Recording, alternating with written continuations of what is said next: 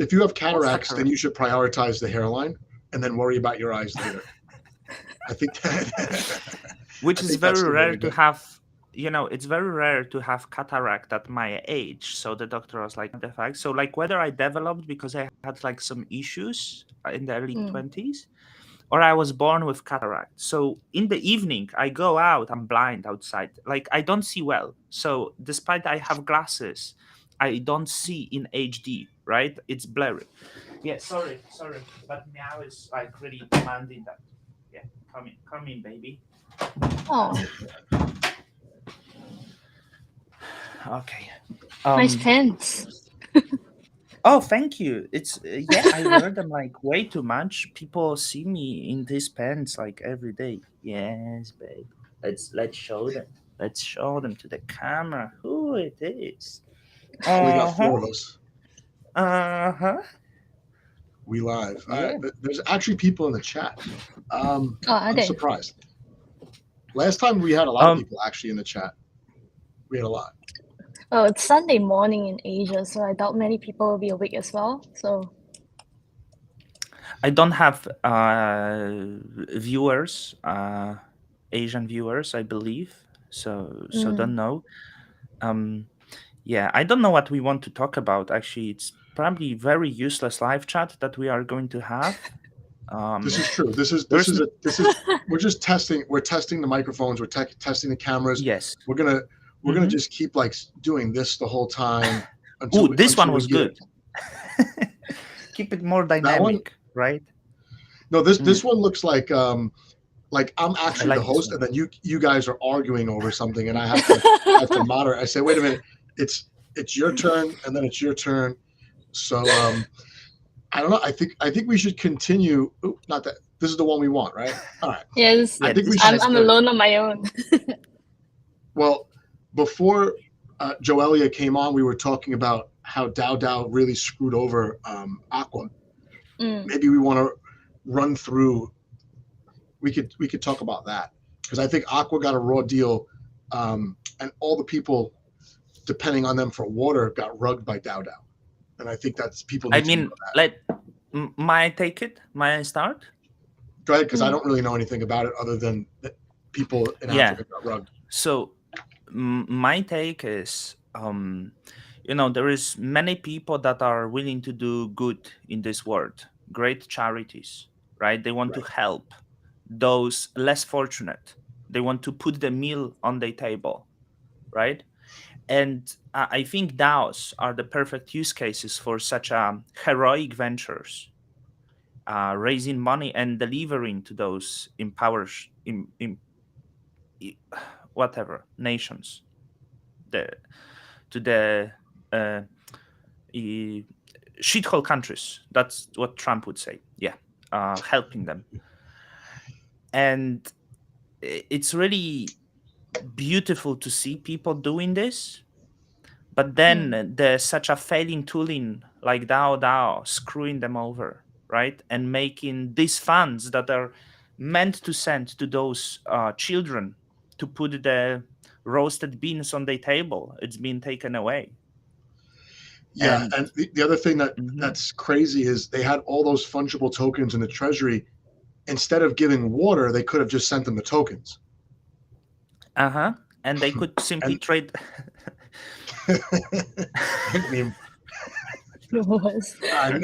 Next topic. No, really, they had all those fungible tokens in the treasury. I don't know how to value those. I think they said $40,000. It was probably like $2,000 because of the liquidity. There's no way they could have sold. What was the liquidity? What was the liquidity on Wind? I'm just regretting I didn't find it, because I don't know, like, even if that would be my public wallet, it's not nothing illegal. You just put proposal, minting tokens, and dumping them on the market. It's like pretty it's all legal, right? So there was no crime involved, and I just regret that it wasn't me, because I could use few $1,000s, to be honest. I think there was some controversy saying whether they were legit or not, and Todd was pretty upfront, and I think Jacob and stuff, they started coming up and kind of debating whether they were using legitimate videos and stuff. But EcoState came up earlier, I think today, saying that they were legit, like they had donations being sent out, and I think it's just a really unfortunate incident. There was like a huge security flaw that honestly the team did not take fully aware of, and that was just a waste, like seriously a waste. That only proves the point that they were legit good people and DAO screwed them over. And I understand that EcoStake do all the due diligence because there was the EcoStake sticker on the water pump. That proves that AQUA was doing God's work, right? Well, you can't counterfeit stickers. Those are legit.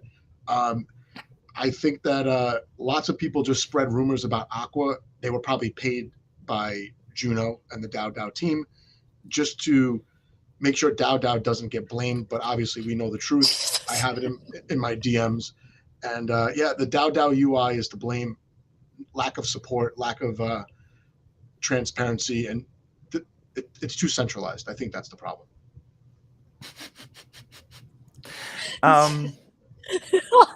Yeah, but Joe, I'm very glad that you mentioned Jacob because seriously, we are so blessed. I didn't mention Jacob.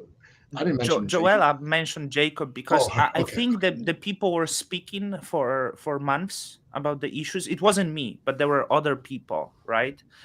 But finally, Jacob is on the forefront of solving the problems. Every time there's a problem in Cosmos, we got Jacob, right? And we have his tweets that are solving the problems. I'm sure that Jacob is on the task, the hero we don't need, but we deserve. And he's going to figure out. He's going to figure out what happened, and he will make sure that even if the money is not recovered, 75% of all the tweets you see between now and Wednesday will be from one of the Notional accounts. And that's the important thing for Notional. This recovery effort to save the $40,000, it's only going to cost the community about $1 million. So, and that's a drop in the bucket compared to the hub community pool. It's only Jacob can do this. I feel like I stepped into a podcast where it's constant. Like I'm in trouble right now. I can't understand. No, Joella, you're a really great guest. I think I hope you will be with us weekly here. And EcoStake is another great, because it's it does tell you that they care about ecology, right? Right. And they were donating money. We need to understand that they were like donating from their own pocket, the heavy earned money. Not sure where it came from. Probably was do you know the sources how they were delegating? I thought EcoStake meant economics. I didn't know that it meant ecology. Maybe. You know what I really appreciate about Cosmos, that we do care about human tragedy and ecologies, right? It's in Cosmos where we have Regen Network. It's in Cosmos where we have EcoStake, Green Stake, Charity Stake, and all the other stuff. But EcoStake does more than that. I think they also develop Restake, which a lot of people use, like currently across chains. Yeah. That has to be the number one most used application in Cosmos. It has to be. No one else is using anything for DeFi, right? It's just compounding. Yeah. Yeah, it makes the UX of staking better. You don't have to think about your rewards and go to claim them every day. But I think Kit might have an issue she brought up in the chat about your running your audio through the headset. Ooh, so I fucked up 10 minutes of this. No, audio input is here, right? It's actually not bad. Oh no, it's the microphone. You're right. Yeah. Like, is it that bad? You don't have the lows in your voice that you normally do. I guess I'll attribute that to just having woken up. I woke up early and I had the spicy dense ramen yesterday.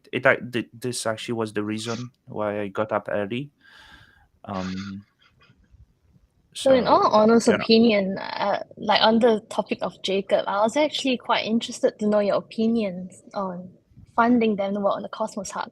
Because on my end, as I see it, I mean, they've been exceptionally helpful and they did contribute to the ecosystem, maybe at the expense of his own reputation at times, like you see with Kujira and stuff. But that's a topic for another time. So he's very passionate, as you may know, and he does a good job. But what do you think in terms of funding them 40,000 AUD a year? I'll let Don go first. I'm gonna get my drink and let Don go first. We're gonna have a 1 hour section by him. Okay, I have to get my.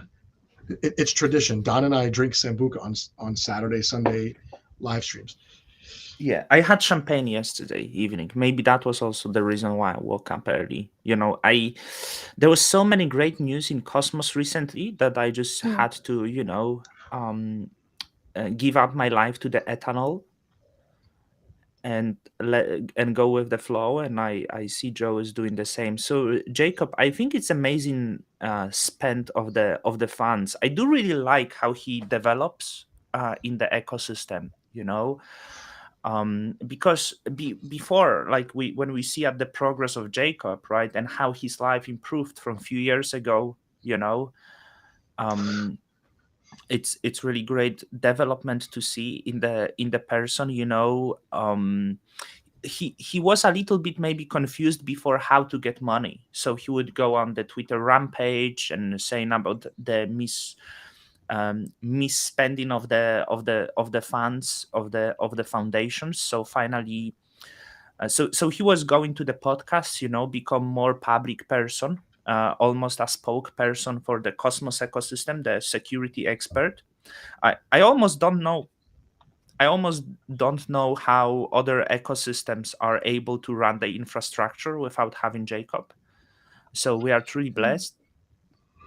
And the other day I had a big problem actually with the infrastructure. My car had a warning light and I didn't know what the warning light meant. Jacob came over, he fixed it, and now I know that when that warning light comes on, it means that one of the doors is not shut all the way. So finally, Jacob, I don't know what it means. The Joe accent is nicer than mine. Okay, that's my accent. that's cool. I'm not. I have an accent. So finally, he took the power in his hands, and he's getting 40,000 atoms a year, which will not be sold but will be staked. But also see, because before I didn't see Jacob interacting so many with the other people, and I see finally Jacob realized what strategy brings you funding. So before we couldn't really see the Jacob hired one employee, and I think this employee helps him a lot with the communications. So for example, I saw they bind the deep of the projects that are important in the Cosmos ecosystem, right? So simply it's like, oh, I'm buying the deep of this token is great, and they might get the vote yes later, because that's a very nice gesture to buy the deep. It was deeping for a year, by the way. But their prop is only live for 12 days. So yeah. But also, even more, like Jacob is also on the forefront of supporting the content creators, because we know that Jacob knows everything about content creator. I remember when we had discussions about funding the marketing, ventures and the business development, and I remember I still hear the voices in my head, industry standard. It's bouncing in my ears in the Jacob voice, which means the voice that is after 8 beers of a Vietnamese beer.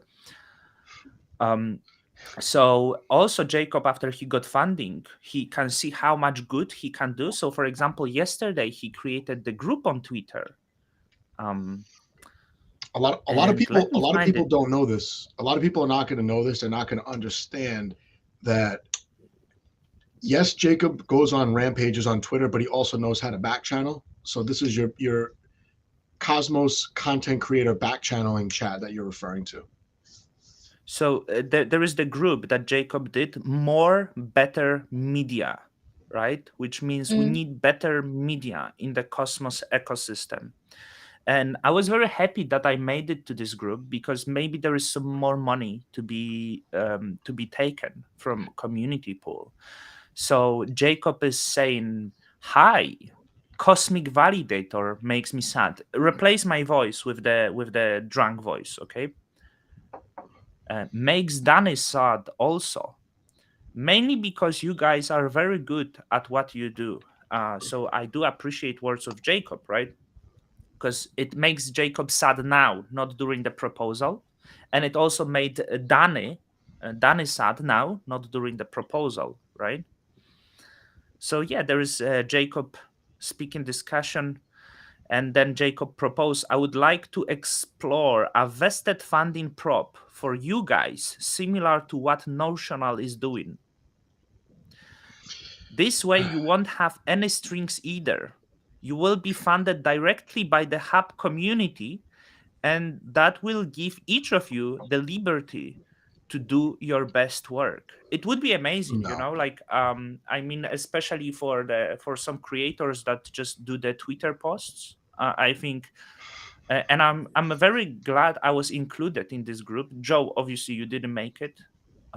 Did not make the cut, but I don't need to make better content, is what that means. It's only the people that needed coaching from Notional to make better content. That's what it seems like to me. So I'm not offended. I feel good about myself today. Or he considered you just not very good source of media. He might not even know that I make content. Yeah, no, that's true. So that's who true. made it? Who made it? I made it. Danny made it. Cryptocito, Liam, and Seb. Seb also made it, right? At the end, Seb left the wall of text. This is what I really love in Cosmos. Walls of text. Because the more you write, it appears the better you are. You got a plan, business plan, right? So the same, like if you write the Cosmos white paper, Atom 2.0, you can't make it in 3 pages. Write 120 pages. That's the goal. I've noticed a trend where the Bitcoin white paper is about 7 pages, but most NFT projects are in like the 16 to 21 page range, and most layer ones are, I would say 40 to 70 pages. And when a project comes to me and says, "Hey, I want you to do some content about my project. We're going to launch in 9 quarters from now. Can you read our documents?" And then I say, "Sure." And then I never read them. So so I definitely understand that. And as far as this Better Media DAO, I remember him voting yes for Cosmic Validator, if I'm not mistaken, immediately. Or did he change the vote? Or am I wrong? No, they already got funding. It's good. I really like the input of Seb. He said, "I think it's a great idea to help new content creators get off the ground, help them and find their voice, coach them if necessary, and perhaps help fund some early costs, podcast hostings, StreamYard, etc. And one of the most important things we can help new content creators with is finding a business model." This is really interesting, because Seb, he has 1,000 subscribers. He ran his channel for 20 years, and he already was able to find the sustainable business model for himself despite having 1,000 subscribers. And he also can coach new adepts of the content to teach them how to be as successful as he is. His live streams are watched by an average of 2 people, similar to Joe. Right? So I had 3 ones. you also could establish some coaching of new adepts of the content, no? Well, what we really need are validators to tell us how to run our channels, because validators are really the only ones that can get spend props passed, is what it seems like. I agree. Yeah. Regarding spend proposal, I want to maybe Joe has some. We had some proposal that passed recently on the Cosmos Hub, and I know CoinHall is also the validator on the Cosmos Hub. Maybe even voted yes on this proposal. Which let one? me see. So Let's wait, discuss. This is the. Just for like clarity, maybe we could call myself Spay in this video or podcast because there's two Joes right now. Perfect. Yeah. Perfect. Spay. Yeah. Spay. Yeah. So there was proposal. Another great proposal that we had, which was help another human tragedy. The those who 101. suffer. Yeah. Yes, those who suffer in Turkey, 20,000 atoms, which is maybe like but it will be $20,000 at the time the money will be delivered. So CoinHall voted abstain, and when we chose this decision, it was a very difficult proposition, as I generally lean towards the community pool should never be utilized for this purpose. It may be regarded as virtual signaling, but we are to host a cryptocurrency conference on our grounds, Turkey, right? Cosmoverse. So I'm not one to be in complete non-favor of funds not going to them, especially in times of crisis. So honestly, I chose to abstain. But I think you voted no, if I'm not wrong. It's not about me, it's about you, okay? How do you feel being heartless and voting abstain when the people really need your help? There is people who lost. I don't think laughing at the human tragedy is really solution here, Joe. But people lost homes, okay? Many people died. Okay, let's establish that's the truth. There is nothing funny about this. People need support, not only financial support and emotional support. And you are voting abstain, being completely blind on the human tragedy, heartless. I'm asking, what if it would happen to you, your own country? Would you be also so heartless in this case? So this is different, right? Because as I mentioned, the community pool should never be utilized for these purposes. It's meant for the development of the chain itself. So I think with what AQUA DAO as example, right? Even regardless of whether they had this incident beforehand or not, DAOs are the best way to tackle these problems. So if someone wanted, they could set up a DAO proposal where they set it for this specific purpose. And I think that's why there's a lot of conflict with many validators. Like, obviously, it's a moral decision. Nobody wants to say no, but it's not technically a yes by default as well. So while I mentioned I'm not in complete non-favor of the funds going to people in times of crisis, especially if Cosmoverse will be held in Turkey itself, I don't believe community pool should ever be used for this purpose. Like, if not, the next few times there's going to be many other proposals that come out. Like, there may be an earthquake in Japan or something, and they're like, okay, let's set up a proposal to fund them using the community pool. So is there any country? Sorry to stop you. Is there any country you would help? Any tragedy you would help, or you are heartless for all human tragedies? Well, I would generally help. Like, this kind is really up to yourself, your individual purpose. It's not really a business thing. So individually, yes, if I had the funds or so, I'll definitely dedicate my time. But I did not engage in recent donation programs, I must admit. So I'm not legit the angel that you think I am. But yeah. Yeah, we are like, I also don't donate to charities, right? So yeah, so we are maybe both heartless, right? But I do sometimes, when I see like homeless person, I usually give them cash, beer or cigarettes, which is the things they really need as well, because those really struggle. Yeah, but I was surprised this proposal passed, to be honest. But what if that would happen to Singapore? What if you would have earthquake? I know Singapore doesn't have earthquakes, but what if it would, right? Well, same thing. And There are external you would, organizations that will help out, and if it was to touch crypto grounds, DAOs itself should be set up specifically to help them out, or I mean, help Singapore out. You know what I mean? If someone was interested enough to pull out or rally some support for it. yeah. Also, I think Singapore is rich, right? So they don't need donations. Well, I guess, yeah, that's one way to put it. But it's still like so there's other form of helping as well. So Mhm. you know, there's ways of like trying, like going there in the scene itself and helping these people. But you know, it's just really a very conflicted topic. Like it's very hard to really say what's right or wrong. It's really up to the individual itself. Yeah. Yeah, so we are good. I can actually go and say I supported tragedy in Turkey, right? Because it passed from the community pool.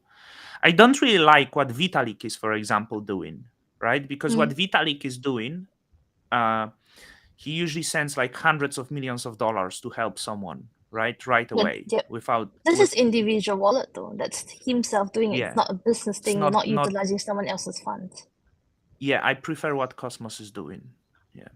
I really don't like the Vitalik gestures here, you know, like, and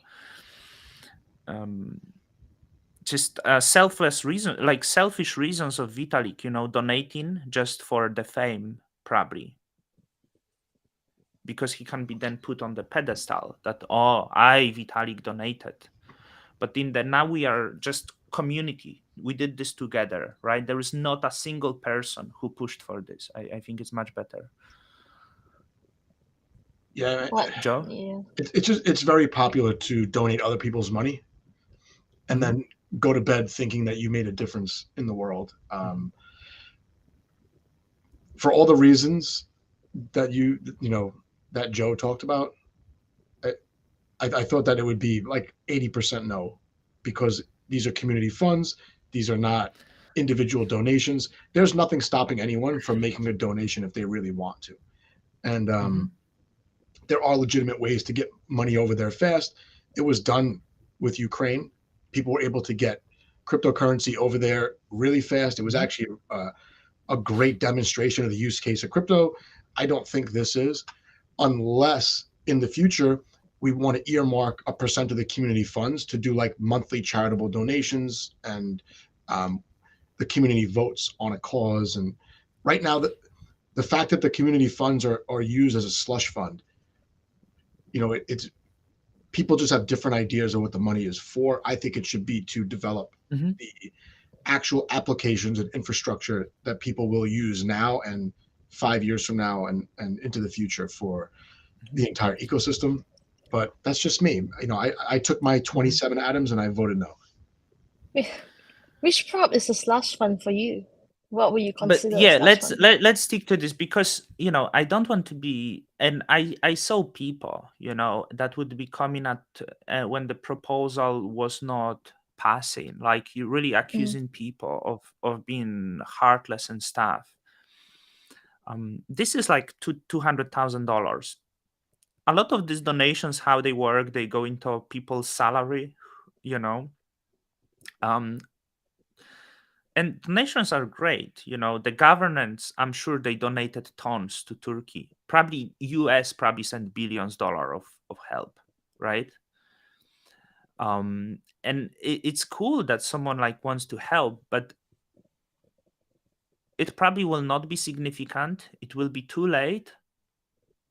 And it just setting the wrong example. Like even if you look at who voted, like I cannot understand, and those people wouldn't say, like, you know, because you can easily twist the rhetoric and make it like it's right. So Everstake voted yes, Chorus One voted yes, and it's like, yes, because we believe helping people. But it's important to understand where the money comes from and the money in Cosmos Hub simply comes from additional issuance of the tokens.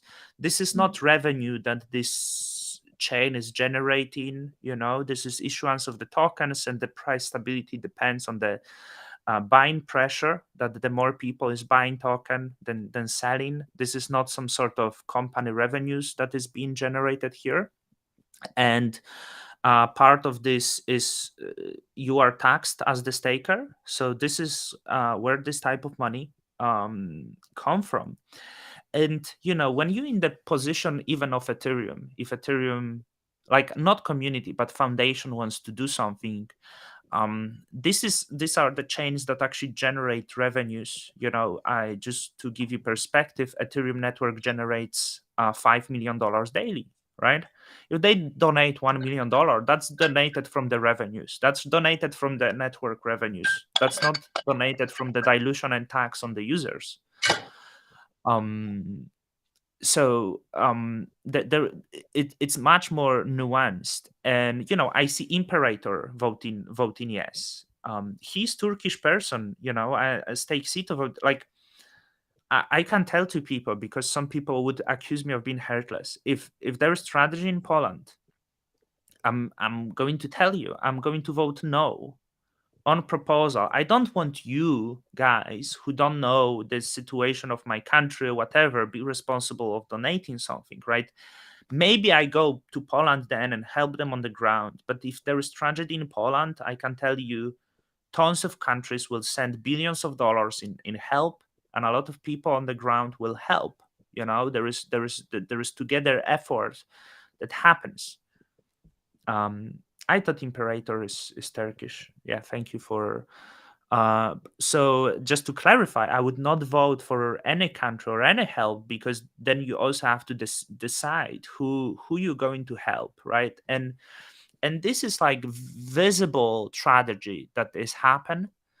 But to tell everyone, there is so many tragedies that are happening. There is child slave work in Afghanistan, people who pick up opium, right? Sorry, the poppy seeds to produce opium, right? You have cocoa farms in Haiti. Like, there is a lot of human tragedies that you could support, but like, because they are not trendy subject of the media, you don't really support. So I want people who vote yes on this type of proposal to just like really think a little bit next time you vote in yes of what you are doing, and if you want to decide with community, look in the mirror and donate from your own pocket, if you're really that good of the person, or you are doing the show here with the voting yes, for your own benefit. Because that's not the show. That's using human tragedy for your own marketing purposes. And this is truly disgusting behavior every time you doing this, because this is the easiest effort to make yourself feel better. Be donator. Like, if I go on Twitter and I will start saying like, hey, I donate 100% of my revenues to tragedy in Turkey, what I'm doing, I'm simply doing marketing for my own validator. Like, it doesn't make me good person. This revenues is like from you stakers. That's the commission. I don't do that. I'm not in the position to decide, and so yeah, I don't really like this proposal passed. We also have 48 validators voting abstain, because they are simply afraid to vote anyway, because that could maybe disrupt the businesses, right? If they vote abstain. I think an abstain vote was a no in the situation for probably. It was a no, but don't think bad of us, right? That's this. My stance let me ask you a is question. My stance is because I personally I chose abstain for CoinHall is because Cosmoverse will be held in Turkey in 2023. So that was my stance. If you're gonna hold a Cosmoverse event there where they are facing crisis, how can you be in complete non-favor? Do you know what I mean? But in terms of, like we discussed before, with any other crisis, be it in Singapore, be it in Japan, be it in Poland, these are things where you should do it in a DAO. There was a special interest. There was special interest just because it was Turkey. That's where Cosmoverse is going to be. They had just announced it like a week before. I definitely get that. I would have liked individual validators to say, okay, we're going to give 1 day's worth of staking rewards to this cause in Turkey. And then all the validators could have done that individually if they wanted to. And then if somebody was really offended by that, oh, they're spending my money, I'm staking with them, they could have just simply redelegated. I don't think it would have bothered people if, a validator came out and said, look, this shouldn't really go through governance, but here's what we can do.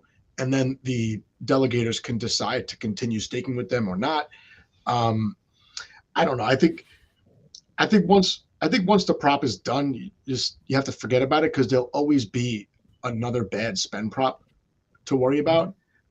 I don't know if you guys want to move on to something else. I mean, the foundation. Yeah, because people say it's very boring. This is very boring, I guess. There's still more. We have foundation delegate. Let's go to the next one, Confia. Yeah. And for people that don't know, this is Hub Proposal 103. Is it 103? Yeah. So they are asking. Yeah. So Confiance is asking for 2.5 million in annum worth to support development and maintenance for CosmoWasm and many other repos in 2 tranches. So 103 is for the first one, and depending on what they have secured over the next few months, like Terra, I'm not sure if Juno have, but other chains have been open to funding them as well. The amount requested for the second tranche may be adjusted. So basically, without this grant being approved, what would happen is that they would halt their public good development as they are unable to continue funding operations for such. And a lot of issues were also pointed out. I think if you guys have seen the Imperator thread, they did bring up like management issues and a lot to do with ICF. I think Don has saying this, Joe has the same this as well. Maybe the two of you have a way to explain this to me. I still don't understand what a public good is. Is a public good just a business that loses money, or is a public? Yeah, it loses money. No. This is misconception. This is misconception. I don't understand. I think they throw that word around way too much. I've heard DEX is referred to as public goods. I've heard people say anything that most people use as a public good. I strongly disagree. I think that we need to look at the applications as products and the infrastructure as most of them are services. And there has to be a way to monetize most of this. So maybe you could explain. I don't want to be on the one speaking, because apparently I have always a lot to say. So public goods are not businesses that lose money. What is public good is something that believes that everyone should have access to it. Correct? This is the public good. Understood. So you might believe that and you could define, not many people has access to the internet. So you can say, hey, internet is public good and everyone should have access to the internet. So you can give the tools to the people, maybe even subsidize them a little bit to buy their own antennas to generate internet, right? And they will have their own internet stream, and then maybe they can even share that and generate revenues with others. Public good doesn't have to be unprofitable business. There is, Altea Network, for example, they build the public good business, which is like they focused on the internet, and this is revenue generating business. It's just about bringing the certain things that's supposed to people have access to it, right? So people say like water is public good. It doesn't mean it has to be unprofitable. But in the context of crypto, it sounds like if you position your community fund request as, hey, this is a public good, it's almost like you're entitled to funding, when a lot of what I've seen, it's the responsibility of the person building it to make it profitable if it's a useful protocol, product, service. And I'm not saying every business should be profitable out of the gate, but could you imagine working for a company that's building all this novel technology and they can't make any money? Joe, once again, public goods are not meant to lose money. That's not it. And Brian saying IBC is public good, they charge a small fee to deter spam, right? So, but also another, like, so you also have Gravity Bridge, and Gravity Bridge is public good, right? So they want to, let's say you are just like, maybe smaller user, and compare the public good bridge to non-public good bridge. So Axelar is non-public good. They use their own bridge and it's multi-sig managed. So Gravity Bridge created they own, that is secured by the validators and a lot of people who, trying to support the free infrastructure and infrastructure that everyone can use. So everyone can use the bridge, but also everyone can fork the bridge.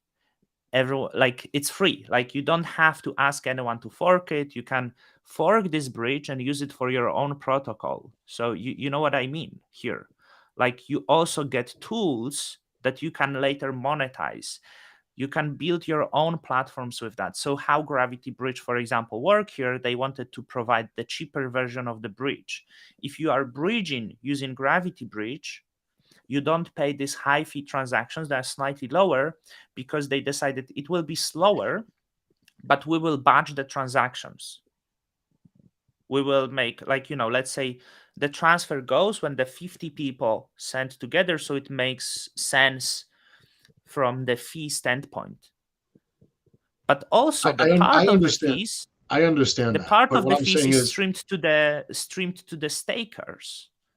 So the idea that public good is the venture that only loses money is simply a lie. And let me tell you something. Gravity Bridge is the bridge that is used by Canto, and they actually bridge hundreds of millions of dollars, I believe, monthly, maybe slightly less.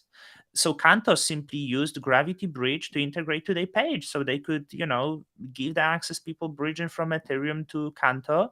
But also other ventures can build their own bridges if they want. But Canto using this one because this was the cheapest, and this is one is free to use by everyone. This is how public good works.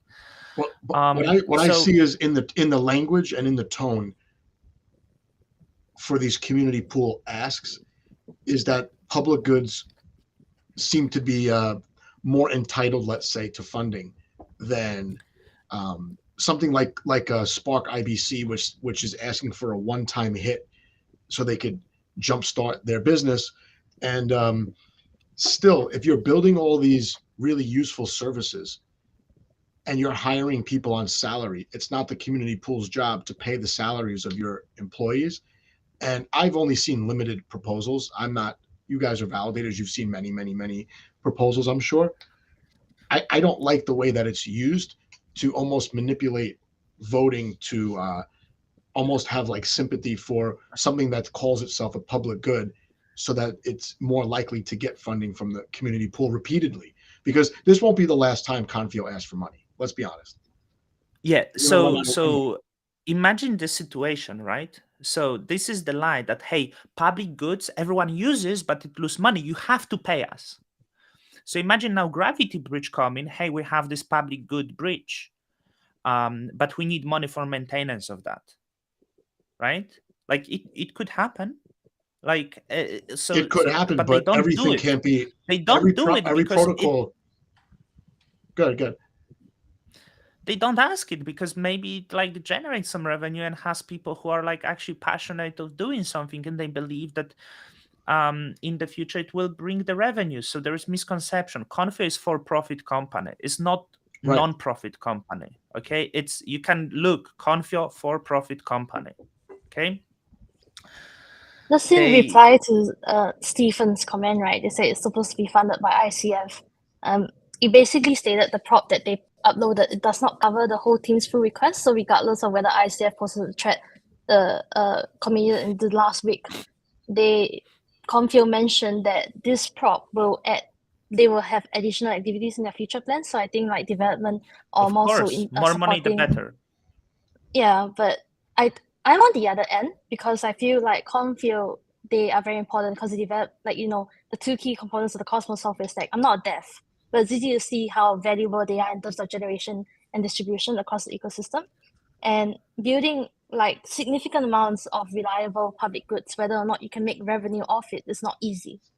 So these goods are very accessible to use, across many chains. And before I get cut off, at least in this nascent stage where Cosmos is still building the interchain future, so replicated security is not even out yet. This like basically development will not be maintained without immediate action. If we do not fund them, that could severely impact a lot of areas in the short term, especially with all these developments coming up. V9 upgrade is like tuned for next week, I believe, in March. And they did mention that they will be working on other revenue streams. So while many people are unhappy with what Confio and ICF may have that they wasn't the best. Like in terms of communication, it may not be the best, but I still think it was the value of it outweighs the cons, in my opinion.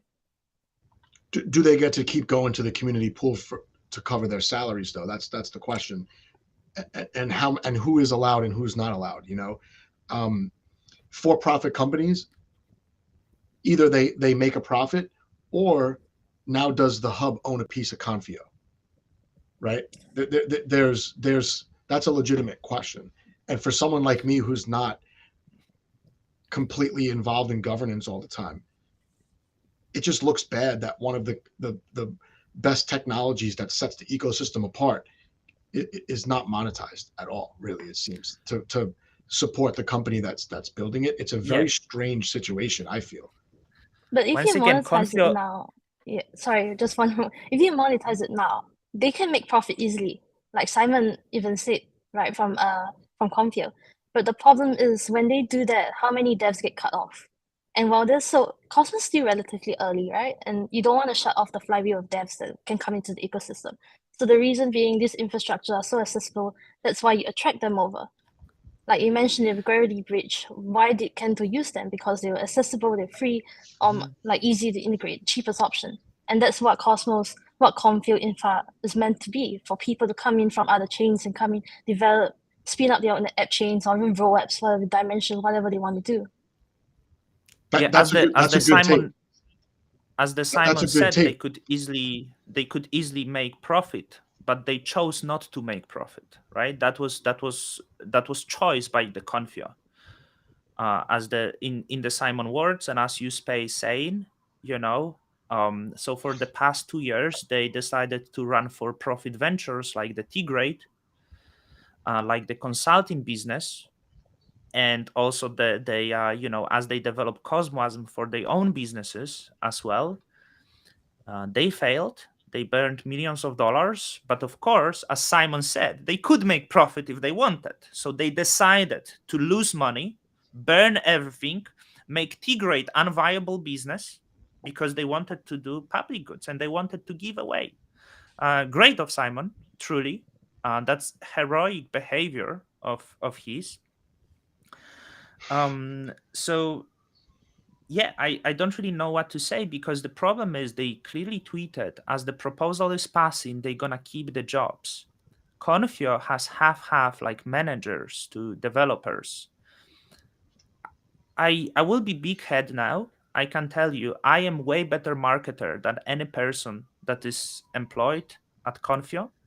And all of those people who are bad at their jobs, marketing their product, all of the people that were responsible for the fact that the for-profit company is failing are going to keep their jobs. Right? All of them. Is the funding my question is, we have to decide, is the funding going to be a handout? If so, how many handouts are acceptable? Or is this an investment, and then what does the hub get back in the long run? I understand in the beginning you want the technology to be as ubiquitous as possible. I think that's a good take, and that's fair. But like you said, you're keeping people on salary now that the company doesn't really have to pay, but that the hub has to pay, even if they may or may not be effective at whatever they're supposed to be doing for that company. But here's the thing, that's a can of worms that gets opened up when you pass a prop like this. There's no answer to that. Yes, so I understand, as they keep salaries now, I understand that whole Confio is going to work now on public goods, if the salary is going to whole Confio team, or they also going to work on consulting for profit, development of their products, etc. Right? Because that's also very important here. So I don't mind supporting the development of the Cosmosm, right? How many developers? Is it going to be 3 of them working on that? 5 of them? So Or it's also... Yeah, they're all, Or if I remember correctly, they have 10 developers, and it's not going, this is specifically for public goods. So that means other things will still go on in the back scene that we may not know of, or I'm not too clear of.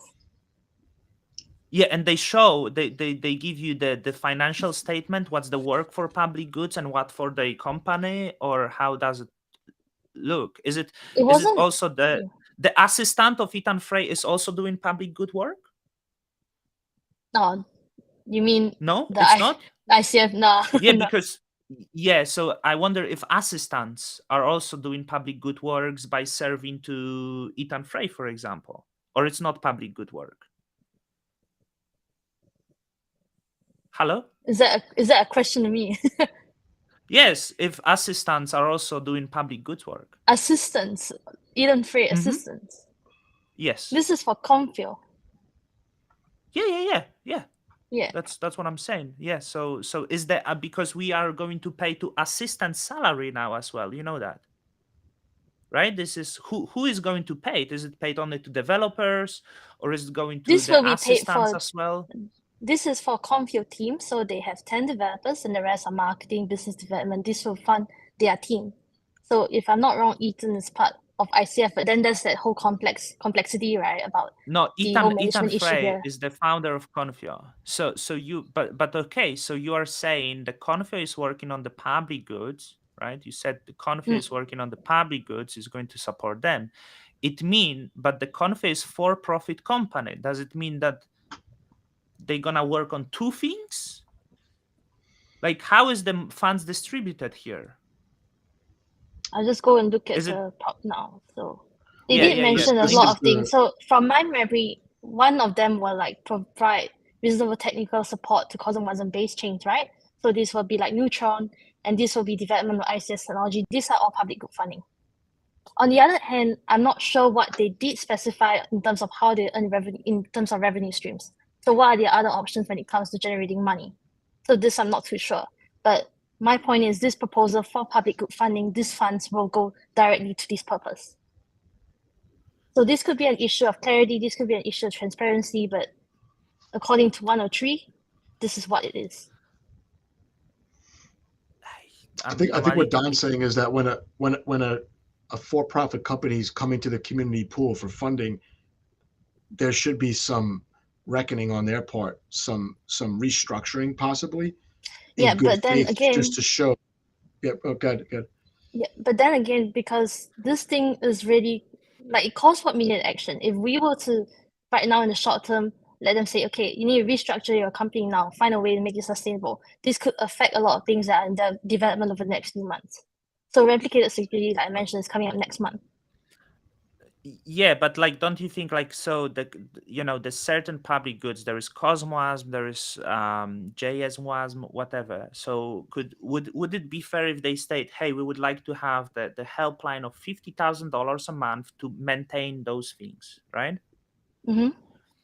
But how this proposal is lifeline of subsidizing whole company that is company for profit. You understand? They don't do only public goods work. They actually work on many different ventures.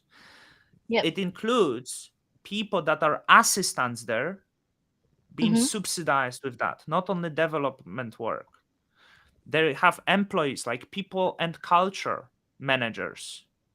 So this is an issue of trust as well. This is an issue of trust as well. And they didn't build the trust. And this is my problem, because, for example, also if we go to the past, and if you remember, and it's also make me a little upset that people who cannot do work, they cannot do marketing, they cannot do the community ventures, are hired on high salaries, and those salaries are subsidized from community pool. Okay, so what we learned around the summer of 2022 from Confio and also from Juno, we learned that ICF decided to stop funding Confio And this is why Confio is now trying to seek money from the other sponsors. Okay, that was the message sent, that the ICF stopped funding. What we have learned recently, it was Confio who terminated collaboration with ICF.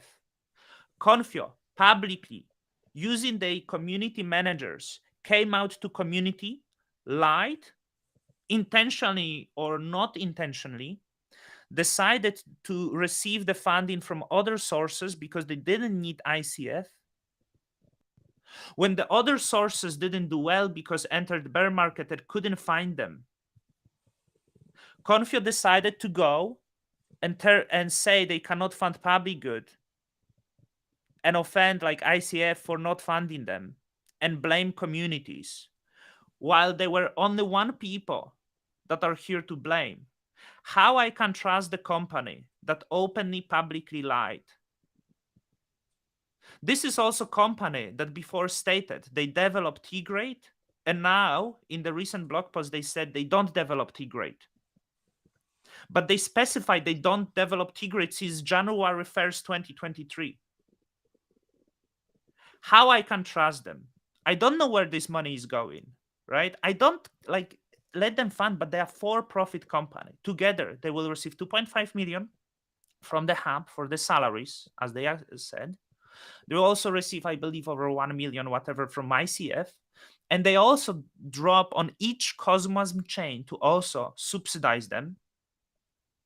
At the same time, there is much more developers working on those public goods that don't receive anything. And yet there is not a single, there is 2 validators who questioned how the funds is going to get spent, and 88 validators without question voting yes. How is that fair? How is that better model than traditional finance, where you cannot even question things, where you cannot get breakdown of the expenses, where you cannot get breakdown of the employees that are there? Nothing. But everyone vote yes. And if you vote no, you are enemy of the public goods. I just want the answers and I want transparency from the people. But when I ask questions, I'm being attacked as the father. People tell me, so what? Developers should be not funded? That's what people get me. So what? It means developers should work for free? This is the answers I'm getting from prime members. Sorry, I even speak. From the prime members of the community. This is the answers I'm getting. So what you think? I'm saying, oh, maybe I should receive the money. And they respond to me, yeah, if you show me your code and all the virtual machine based you built. But this money is being paid to marketers as well. Is too much to ask? Sorry for, but no, I'm not. But part of it is that the government, part of this is the governance system is limited to yes, no, abstain, right? There's no negotiation, right? It's whatever the person asking for funds wants to receive, that's what they get, unless it gets voted no. There's no, I haven't seen many proposals get seriously revised during the process on Commonwealth. And you would think, okay, we're going to use this money only for public goods. And, I get both of what you're saying. It seems like I just don't know enough about governance and ICF and what Confio's core business is. But like I said before, in good faith, they could have on their own said, look, we're going to ask for this much money. And these are the people that will be full-time in public goods. And then the rest of our company is going to be doing something slightly different sometimes. I just see the props as written very vague. I don't think they're dishonest. I think they're just going for simplicity, right? They want to keep the props as simple as possible. I just don't get how any of this is viable long-term unless the token price is pumping. Because the next time they come to the community pool, what if the atom price is $6? Now they're going to ask for triple the amount or double the amount that they asked for last time. And that's only people don't realize. This is spiral down. Yeah. It is and a spiral down. This is what happened Absolutely. to Juno, because every time you have to ask for more tokens while liquidity is going down. And this is the issue. This is how economics work. Right, but most people don't understand. Revenues. They don't understand that this is not coming from revenue. Like you said, this is coming from inflation. It's immediate sell pressure on the token. And you cannot tell somebody once they receive funding from the community pool what they can and cannot do with that money. You can't say, oh, you can't sell it all at once. You have to spread it out over 6 months. No, if they legitimately got money from the community pool, they should spend it for whatever they said they're going to use the money for. They shouldn't. The vesting, to me, that's a dream. That's not going to happen. Most of these spends are needed by those teams immediately. So this is depressing. Can we talk about something else, or unless you guys have something else? Yeah, it's depressing. Sunday chill chat.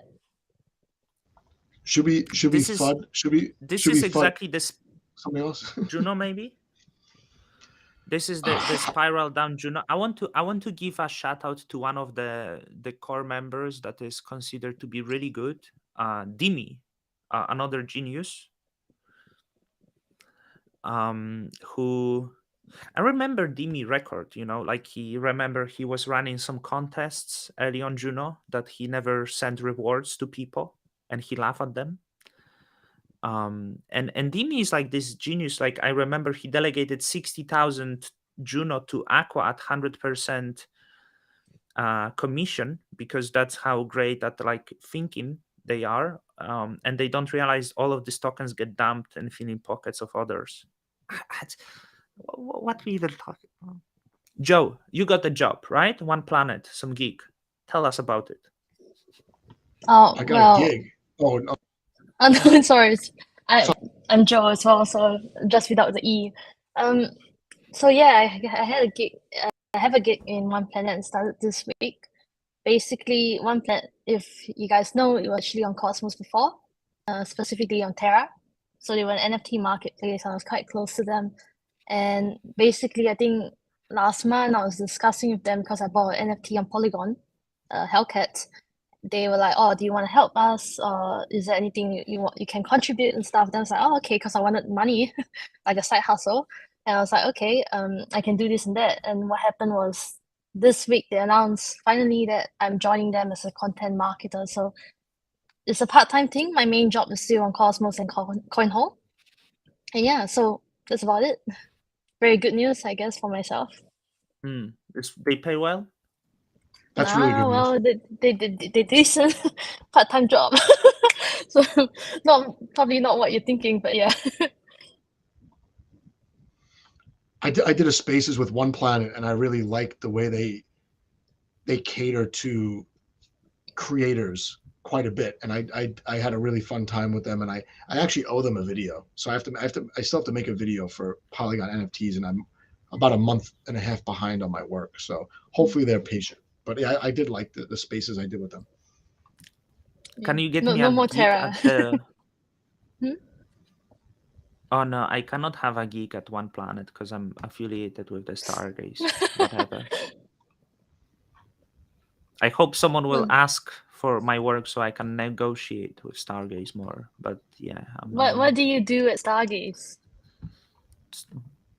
What are we doing now? We do the good stuff, right? I'm essentially being subsidized by Stargaze to make my silly videos. Well, so but not from community pool, right? It's it's just subsidized. I mean, I'm trying to I chat to them, I'm pro Schiller. Victor says I shield Stargaze, I shield Stargaze NFTs, and I try to talk to them, give them my bright ideas, how to do the business, because I'm of course a very experienced person. I exactly know how to do the business stuff and all of the stuff. Well, it seems like. Are you sure you're not the one consulting for Juno's new marketing campaign? Have you seen it? The new Juno marketing. It's really good. Is really it the good. blue and red thing? Oh. There we go. Don, what do you think about this? Do you think this is going to really drive Juno back into a bull market?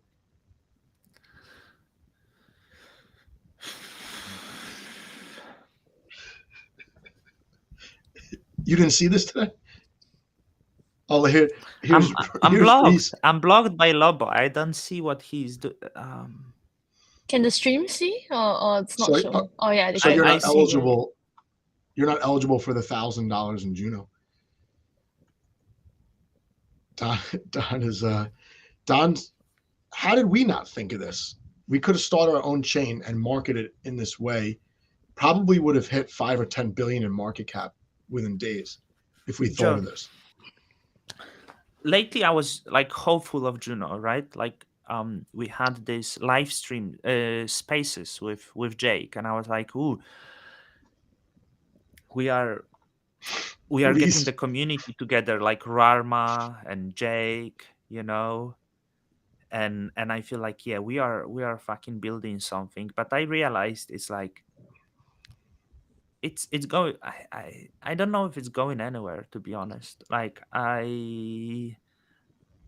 because it's still actually run by the people that don't know how to do shit, right? Like it's still run by the people who do something that they think they know how to do things.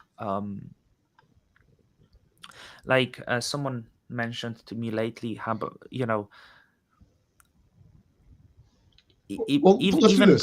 If you could change one thing about Juno right now to get you back into it, what would it be? Like let's go the opposite of FUD. Let's go into the positives. If you could just make one change to Juno, Joe, as I said, I know nothing. I do nothing in my life. Okay, this is the point. I'm going out to people and I say like I know nothing. That's the thing.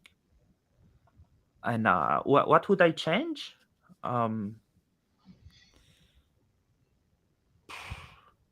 Man, I don't know. Like I would remove. Like I don't want to see any Lobo and other idiots part of it, thinking they change the world or do something. You need to understand like what they did. They actually didn't want to get listed on exchanges to build even liquidity with other pairs or nothing. Quite clearly, apparently they say fuck off to the exchanges when they had the chance to do it. I heard that. Yeah. Then when there was listing of the Kraken, why the liquidity of Juno on the Kraken simply doesn't work, because those listings need to be done with market makers. But of course, Juno is so incompetent and incapable of doing anything. They can't do anything. Oh yeah, Reese, Core 1 is down now. Wow. We turn it into DAO. We're gonna make it better. Now you can remove the members if you don't like. Innovation progress. Reese, look in the mirror. Check if there is no makeup to wash off your face. Okay? Please. Can you be realistic? Come back to the ground.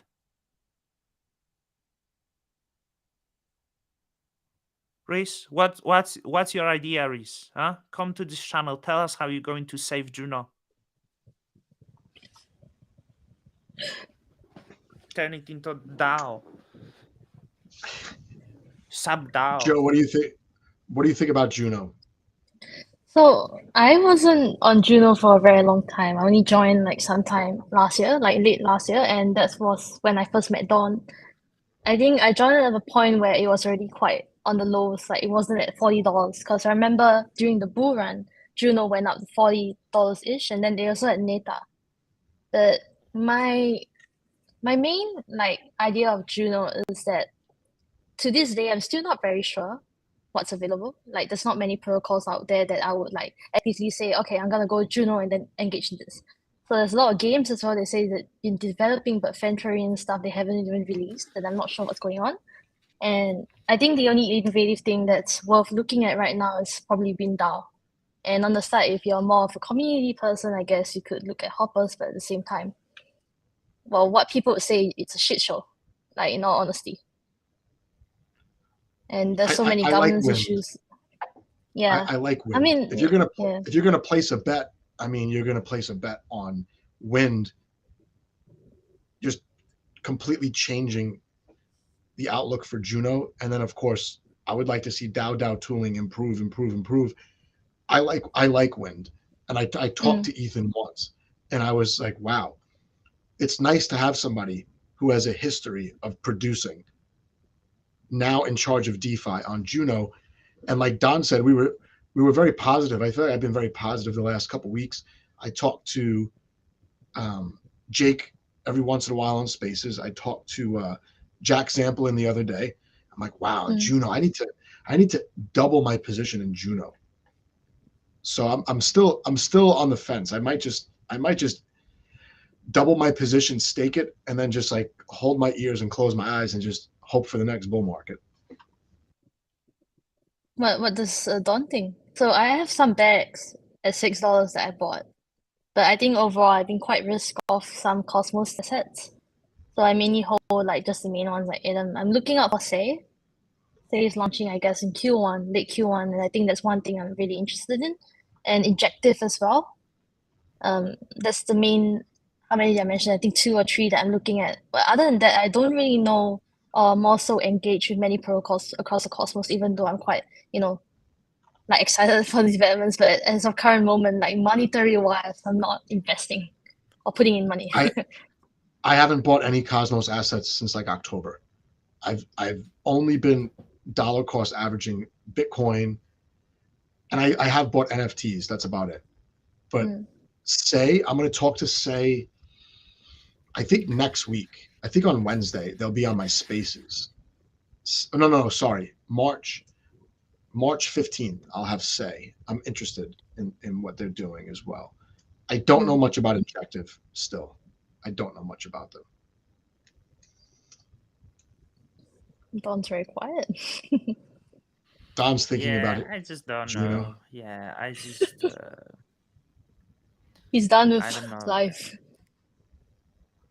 Yeah, I'm just don't want to be part of anything. I just like every time I come close, I feel like dirty mud on my body. It's just like it's almost like I don't know how I could go to Cosmoverse because I would just feel so dirty. Like if I go to any of these events, like really sticky liquidity, like oil, right? Reese, how I double? Where do you think I get money? I'm not one of these guys who like I don't get money from community pool. Reese, you understand? Reese, you understand that the Juno, right? We don't pay marketers. We don't have any money to funding, but we liquidated millions to pay ourselves. Didn't really liquidate to Don Kryptonium. How I can buy any atom, anything? 0 times 2. You said $0 atom. Reese. Juno Core 1 members. Wait, Joe, are you going to Cosmoverse? Are you planning on going? No, not at all. I'm going to try to go to at least one conference this year. I live in New York City, so I'm going to go to NYC NFT or whatever it's called, NFT NYC. What date is it? It's April 11th, 12th, 13th, and I'm off that week from work because I'm a teacher, so I have off that week. And it's my birthday week. I'm going to go look at some NFTs, and then I'll meet some Stargaze people, and it'll be fun. But I do want to go to at least one other conference. I don't know. I'm not going to go to Turkey. That's impossible. Don knows I'm busy over here. What are you teaching, Joe? What do I teach? Oh, you don't know what I teach? I teach science for 18 and over GED students that are newly immigrated to the United States. They get put into a special program if they're above a certain age because they can't go into regular high school and graduate on time. So that's what I teach. And I also tutor. I tutor on the side. Yeah. So yeah, we need people like you, with the experience of teaching, and not the people who finished university abroad with the specialization of marketing and getting these jobs in the Cosmos, thinking they do something that matters. We need less of that, okay? This is the poison of the earth. Like I was discussing with someone what would be funny, like Ethan Frey, he builds the sustainable business models and systems. And it would be so funny to send Ethan Frey for 1 week of the construction work. Just 1 week. Just like it would be just I just think that was it would my be first, the funnest shit ever. That was my Just first 1 job. week. Construction was my first job. Yeah. Yeah. I don't think I ever wanted, I wouldn't wish that on anybody. No, just they should. They actually should. Just 1 week, Joe. Like, it's not much. Just everyone can survive 1 week, right? Right? No, you might not. It depends. It depends. I did mostly roofing in the summertime. My dad was construction, so he would make me and my brother work in the summertime, and he never told us when we were working. He would just wake us up at like 6:30 in the morning and say, "Hey, you're coming to work," and that was how we found out we were working. And it was, we would work maybe like, I don't know, like 8 a.m. to like maybe 7 p.m., something like that, doing roofing in the summer. Yeah. It's fun. I worked in a warehouse too. That was actually worse. A book warehouse. I had a lot of. I've had probably the worst jobs of any teacher that exists. My father is construction worker. My father worked on the construction since like 16 till like, well, now he's unhealthy but yeah, like he was also like, because of this he was like a very simple father. Not very clever, not very educated, smoking a lot of cigarettes, drinking beer. Sounds like my dad as well. Yeah. Someone was saying in the comments, I need to give shout out. If there is H8 still in the comments, there is the NFT coming to Stargaze that is very cool, cute, and it's called Pocket Bisu. It probably will mint for like 500 stars. Let me know if you need the whitelist. This is the heavy promotion I need to give here. Go to Bisu Discord to get the whitelist, because I'm spiritually out of Cosmos and any other idiot chain that is out there, and I'm gonna be only engaged in NFTs from now on. That's what I want to say. I haven't really used Stargaze, but if I'm not wrong, Joe, you had an NFT collection. I still don't understand. How did that burst out of proportion? How did it what? I missed that. How did it all burst out? Like everyone was using Cosmos Joe PFPs, and I was like, what the frick? Oh my god. Yeah, I think that's the only reason why I have 1,000 subscribers on YouTube. Yeah, so one day, Reese, who's in the chat, was involved, and they just made a collection of NFTs, and then I didn't buy them. When it was about to sell out, I think I minted 2, and then I gave one away. So I only have 1 of my own NFT. And then the second collection, I minted a whole bunch, and they're literally worthless. They haven't minted out yet from like November. So it was basically 2 people that don't like NFTs just made the collection. They just made the collection. So and everyone just started working. It was just for weeks leading up to that, I knew something was wrong. Everyone was really bored, and even Twitter Spaces was depressing. And I just said, look, everybody's bored. You need to get a life. Just I deleted Twitter off my phone like every weekend just so I don't have to look at it. And then that happened. It was pure boredom and desperation, I think. Yeah, continue chatting, guys. Don made a video about the Joe NFTs, and it was one of the best videos that Don made. Did not watch that, unfortunately. Don't worry, you're not missing anything. No, that was a good one, Don. You know it was good. You know it was good. Thank you. There will be the Dawn token, maybe one day. I think the way to make it in crypto is to make your own token. Of course. There is no other way. Like, why would I shield? Why would I look? Okay, my ears hurt me from this.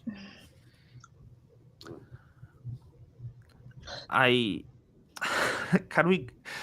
No, it makes you. Brian agrees. Yeah, my own token. Like, that's the way to do. Why would I spend whole year shilling Juno, telling how great Juno is, how great developers are, how great Cosmos is, right? Shield all this fucking time, all this shit. Not an even fucking thank you. Nothing. Fuck off. You got blocked. I got blocked. Not a fucking thank you. While you guys paid to each other. You are what can I say, right? I'm gonna make my own token. I shouldn't even make it on Juno. I will wait for Neutron to make it on Neutron, or I will make it on Ethereum. Something real, something that actually matters. I think Neutron is supposed to come on my Twitter Spaces soon as well, but I have a list somewhere. I always forget. I have a really bad, I have a very bad memory, so I never know who's coming on my Spaces till I look at my little piece of paper. There are so many chains coming out. Neutron. So many chains coming out. Yeah. The funny thing, the Chaotic Rage, he thinks I'm using my wife headphones. It's actually my headphones. It's not my wife headphones.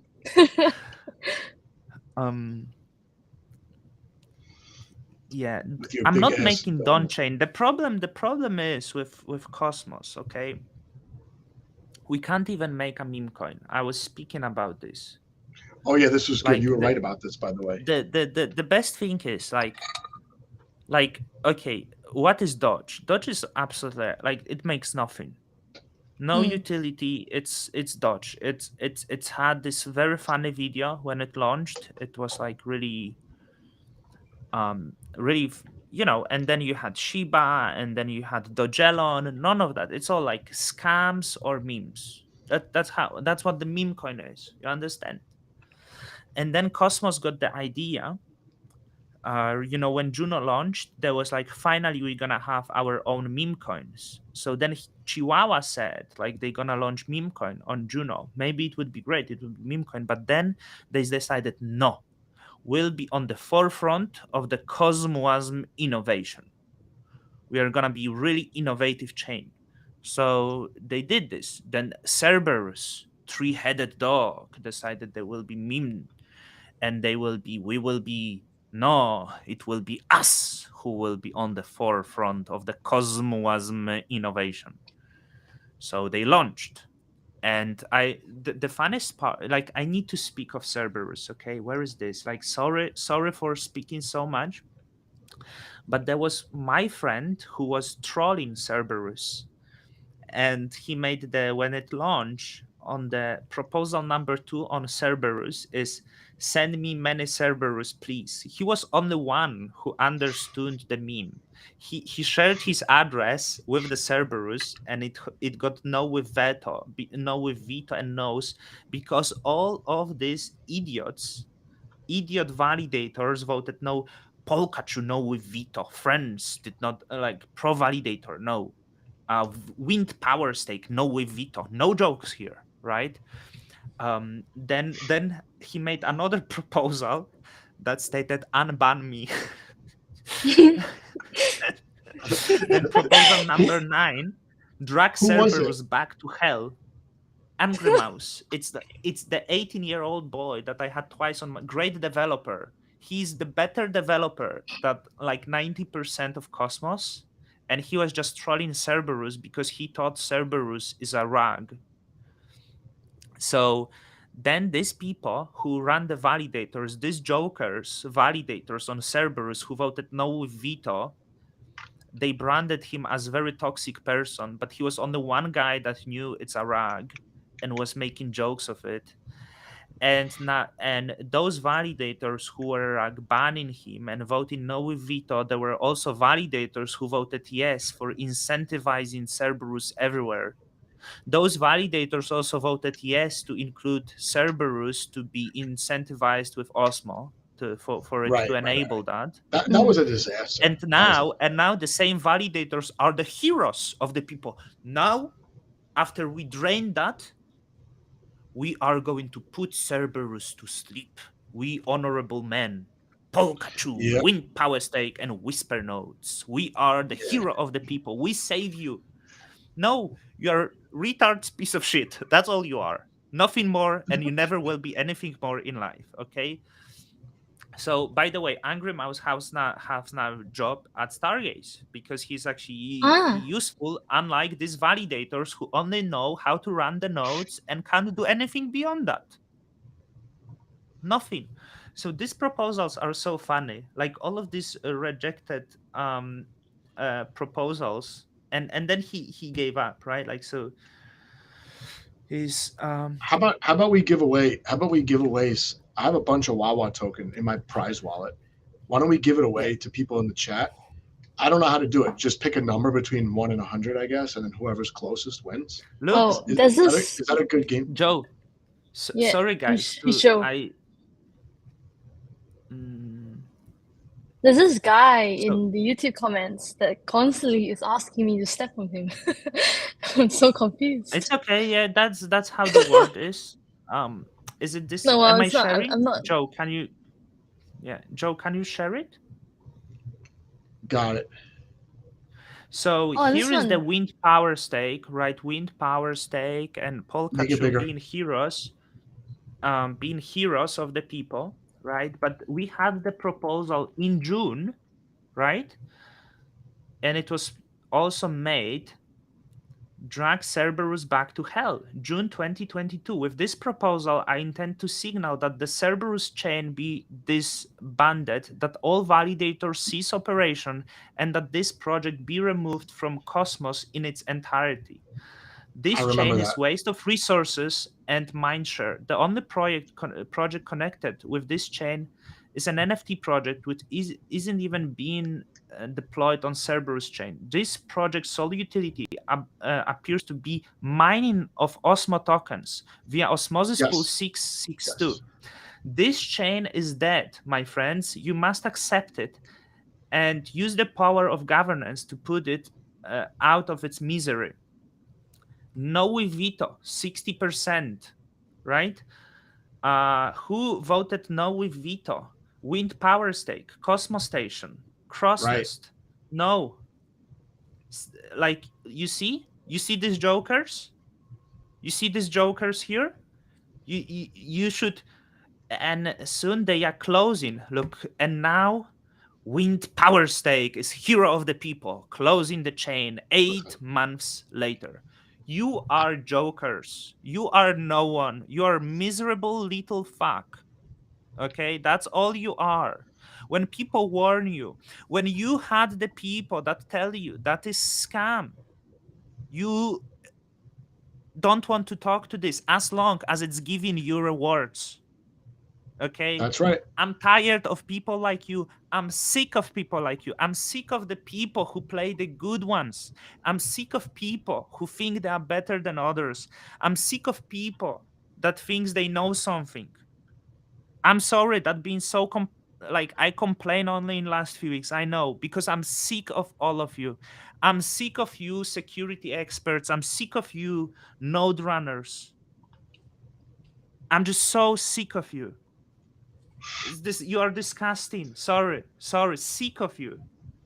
Wind Power Stake. I have no respect to you. You and I were commenting on the same Twitter thread about that, and I was trying to make the point that the validators could have stopped validating at any time, and the people were asking to be rugged. So the owner of the chain just gave them what they wanted, right? They were voting for Osmo rewards. They're buying NFTs on Omniflix, sharing dog memes. Mm-hmm. I want to find that thread, but I want to give away some tokens here. So people in the chat, I don't know the best way to do this. Pick a number between 1 and 100. You get one choice, so don't put more than one. And then I'll just give people some Wawa tokens, not Kerberos tokens. Those are going to be 0 very soon. But Wawa is a little more than 0, like a little bit. But just want to tell, 0. after that, we still don't have Patmos meant to be meme coin, and he couldn't make meme coin. He decided he will make most technologically advanced liquid staking. Then we could have Joe. We could have, then we could have Joe. That would be meme coin. But no, Reese was like, no, I'm going to make double. Proof of work, proof of stake, smart contracts, dump contracts. Liquid all staking. Of that will be. Why? Why? We need it. Reese, why you being so fucking stupid? Reese, it meant to be a meme coin. Like. Do you understand that Joe would do absolutely best if it would do nothing? Do you understand? If people can just use it for fun. Do you understand that or not? Reese understands that I needed it for myself. Just give he knows how give the 50%. He knows how boring. Yeah, you made Joe token. Give 50% to Joe so he can do it only for giveaways to his people. That's the point. You understand, Reese? You understand? No, I ask him for tokens. I say, hey, send me 25,000 tokens, and I give them away. Putmos has all the tokens, I think. Like one of them has it all. Another grifter. Putmos made Joe chain very advanced. We were gonna put a. What for? I completely can't keep up here. There's a Joe chain. Yeah, there is. I still haven't staked my tokens yet. And what's funny is I think the whole validator set got slashed. I'm going. The whole validator set got slashed, and I wasn't staking. So. I'm done crypton. I didn't know there was a Joe chain. I didn't know there was a Joe token. It's someone is peeing. All right, I'm gonna spin for a random number. I gotta find an app. Reese, send me 1 million tokens. I will make better use of that. Okay. The number was 84. 84. So who's the closest here? Lowell. Edward Roar. Oh. No, it's Lowell. Oh no, you're right. Lowell had 88. Damn. Okay, that was pretty freaking close. All right. Lowell, can you DM me on Twitter? Hopefully you have Twitter. And in order to be eligible for the prize, you have to unfollow Don on Twitter and unsubscribe to his YouTube. No, but Lowell, just DM me on Twitter. Are those Joe boxers? Jesus Christ. How do you have 3 million Joe tokens? I only have like 20,000. This is crazy. But yeah, I'll show you the here's the UI. Really sleek. You could write a review, right? You could write a review. This is my third time visiting the chain. It keeps getting better and better. What do you do on Joe chain? Like just I don't do anything on Joe chain, but Joe, you're already going too far. You meant to do nothing. What's wrong with you people? What you do on Joe chain? So anyone in the chat right now, what you do on Juno chain? What you do on Juno chain? Is there anything you can do on Juno chain? Well, you could partake in illegal gambling. You could swap red and blue tokens. You can create the DAOs. You can make DAOs, and then you can get rugged by DAO DAO, and you're.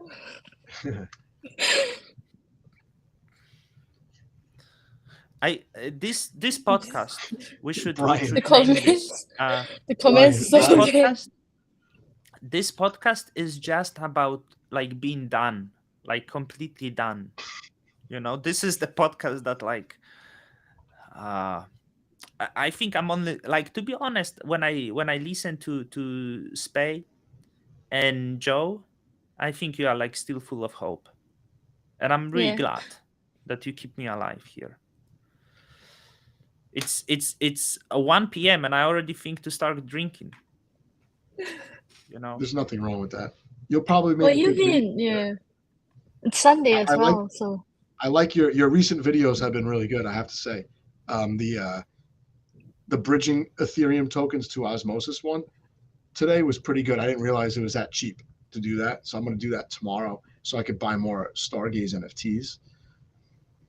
What else? Is Your it Osmo video. via gravity or? I think I'm going to use Gravity Bridge. Yeah, it's like $3-4 depending on the gas fees. Sometimes can be even $2. But bridging out is absolutely useless. Like you can't, like it's so difficult to bridge it out. So just bridging. I would bridge in. Is there a way to bridge in Binance tokens or no? There's no way to do that, right? No. Maybe to Carbon. I think I could bridge them to Carbon. I'm not sure. Maybe. I'm not sure. I have like $100. Maybe the Carbon is like hidden gem here because I feel the guy. He's like. It could be. I feel like. Do you know Carbon? Spade. He's from Singapore. Carbon. Yep. Yeah, I do. Yeah. He's the guy from Singapore. Maybe I should do something with him because when I see him, I feel man of honor there. I cannot man of honor. I feel honor from him. I feel I feel very capable. legitimacy. Is his name Richard? Yeah. I can't remember his name. I talked to him once. Fish Market. He's good. Fish Market. He's the marketing guy. He did reach out to me. I'm supposed to do spaces with him, but it's hard for me to very tell smart. him I'm behind. But the builder. Really... What the hell is his name? Mm-hmm. I don't know. I don't remember his name. Yeah, he's trying to like get more involved, and as you know, like it's quite hard to get in the internal side of things on Cosmos. So he's been trying the last few months. Beg him to not do it. Oh, he's gonna suicide after. Don't get inside of Cosmos. This is the biggest and stinkiest swamp in the entire universe. Let him build on his own. Don't touch Cosmos. Just use the technology. Connect to IBC. Don't come close to the stinky. Do you see now? Yeah, man. What's up? You want to out? You want out? I talked to Edward. I talked to Edward from Carbon, Switchio Labs, and I like that. They have, they just build, and they have not really hyped up their token at all, right? But they're trying to, but even I'm not too sure why it's failing. I just think people currently, first thing, they're not really interested in swapping like in this market. But they have a few. I think their branding has an issue as well because they got Switcho Labs. They have DMAX. They have Carbon, and right. I think there's one more in the mix. And it's like people are quite confused. Like they say, "Oh, what's Carbon? It's layer 2." But then what's DMAX? Oh, DMAX is built on Carbon. And then what's Switcho? Switcho. It's actually quite simple, but they keep throwing out the names interchangeably. So it's like people get confused. Yeah. The token is Swift, so that's a little bit confusing too. And that's used on Carbon, yeah. But the guy is really quite capable. Like he's been trying. I think recently they have a partnership with like Strike Zone as well. Like they have money markets up on DMAX, and they're trying to kind of raise the cap, so like more so increase like participation engagement across the scene. But they have their own condensed community, and it's actually quite nice to see. I think some people here may even be holders of Switcho. So. I do like that they built something, order book decks, has liquidity pools. I'm pretty sure there's leverage trading. You could do a lot on DMAX. They just don't have the liquidity yet. Yeah, it's nice to hear about capable people. I'm actually quite incapable, for example. Just like I might have good synergy with the DMAX founder. Stargaze stream's quite smart. Like I read his tweets quite a lot. Yes. Yeah. I saw recently on the Twitter, the Hero of Cosmos made the group with me and the Stargaze team, and I was very proud to see how they ignored that simply. Very clever team. Who's that? Who's the Heroes of Cosmos? Hero of Cosmos made the group on the Twitter with me and the Stargaze team. And I was very proud to see how Stargaze team simply doesn't leave a single response. Very clever team, truly. It was beautiful. beautiful to see. I had a meeting with Shane the other day because CryptoTank is trying to plan an NFT conference in Nashville for August, so that we wanted some input from Shane, and it was fun. I hope we have that. I hope we have that conference. We would love to have Don as the keynote speaker at this conference, and maybe put you up in like a 3-star hotel, which is pretty good in the United States, a 3-star hotel. I want to ask, is there still H8 in the comments? So we do this pocket Bisu. Send me your stars address to be whitelisted. Joe, you told me you really want to have whitelist for the pocket Bisu, right? You really want to meet the shit out of this, yeah. So we did. So I wanted it to be on the launch pad, and I put it like for the team pick, and the team voted like actually someone didn't want it on the launch pad, and they were upset. And H8, I was talking to H8 to make the game for Stargaze, and now I think he maybe don't want to make it anymore. Thank you for your stars address. I'm going to hack it, exploit it now. Reese, what we are going to do in the room when you will be sharing with me? I didn't know Reese was a Juno developer. I thought he was just a random guy in the comments. He used to work with the best developer in Cosmos. He was Reese. Reese was nothing before. No, Reese was like really nothing, truly nothing. But then Reese got employed by Notional, and then Notional taught Reese everything, all the development, all the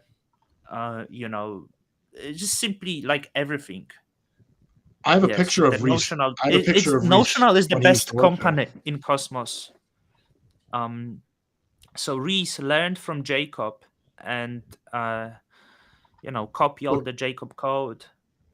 There's before Reese left Notional, that's Jacob and Reese right there.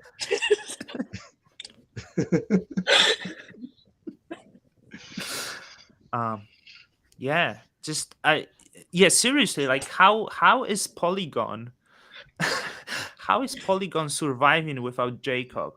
How is Bitcoin still running without Jacob? Is he involved? Is he deving there as well?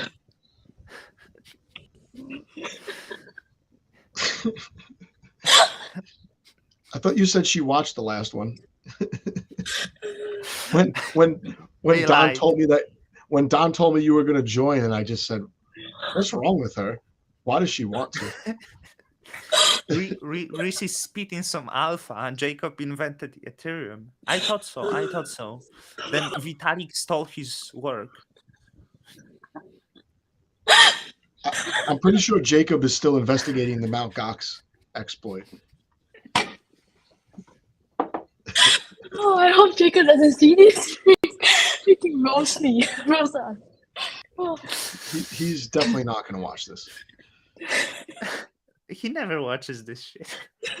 I think Jacob thinks still like I'm like really great friend with him. Or something. Oh, the Batman photo killed me. I'm trying. There's this. So there is this great. So Jacob.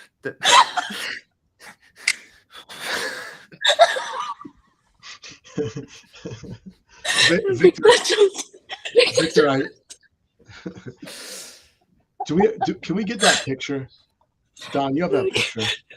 Oh, can we not? That's so bad. The picture of Jacob stealing the truck.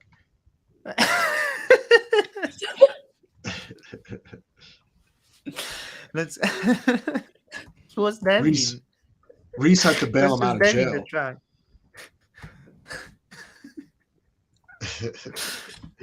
Nobody gets any of these jokes except for like 3 people in the chat.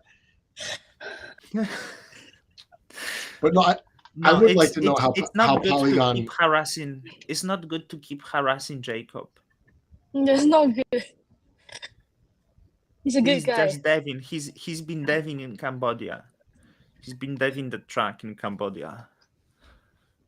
Now I don't want to do it because I want Jacob.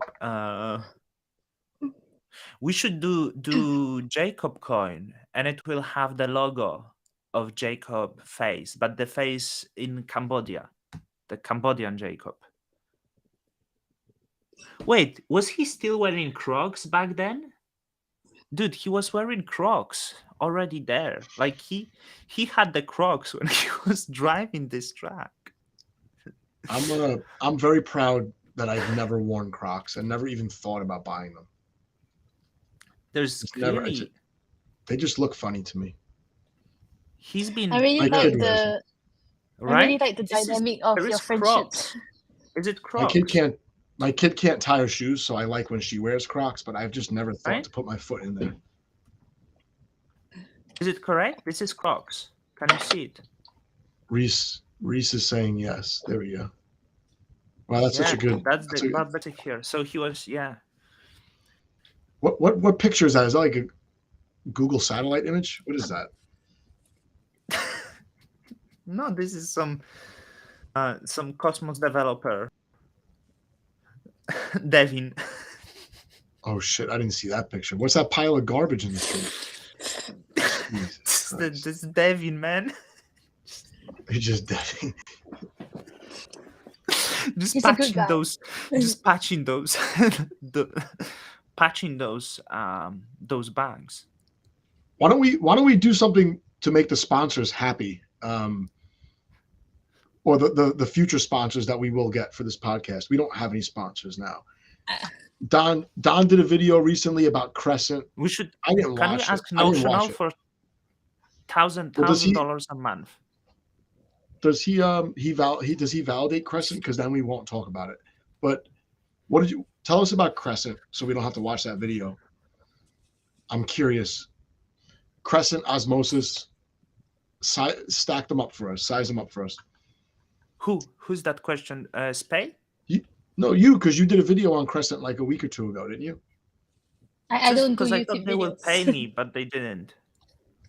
Oh, you thought you were getting paid, so maybe you should do a follow-up video. I thought they would pay me, but I never ask people to pay me. Yeah. What's fair asking price for a YouTuber with 1,000 inactive followers to do a video? Actually, some guy in the comments just asked, can anyone explain what Bostrom is? I am quite interested as well because Bostrom apparently has the second in IBC volume, and I don't even know what they do. Yeah. Does anyone know? And Jacob is big fan of Bostrom. It must be great. What do they do? What even? I tried searching for Brian is expert. Yeah. Yeah, Brian gave me a lot of good advice the other day. Bostrom is I believe, IBC Pussy, something like this, right? Reese, oh yeah, the Space Pussy. Space Pussy. Yeah, they do it. You can. What is that? Is that a public good? Yes. Maybe.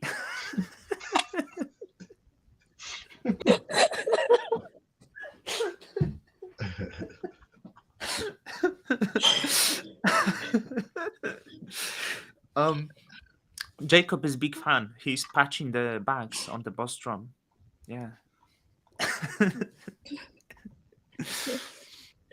They have a token? Nice. Please.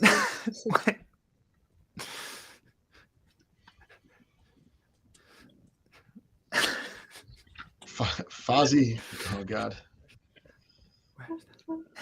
Best 2023. All right. The year is still new. Oh, wasn't they the one with the scam proposals or something? Freaking. I don't know. Just marketing, just like inviting people to enter the Space Pussy. That was it. It wasn't spam. It was good, legitimate. But yeah, Brian was saying $100 to $150, Joe, a week.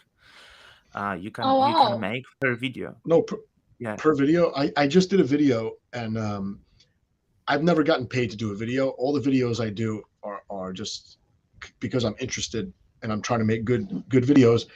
They offered me 10 free shirts.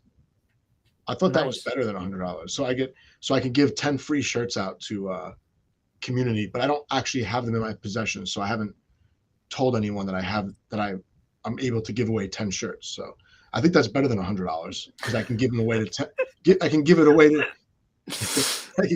10 people. I'm reading comments. I'm sorry. Oh, okay. I thought you thought that I was going to get all 10 shirts, but no, I'll give them away.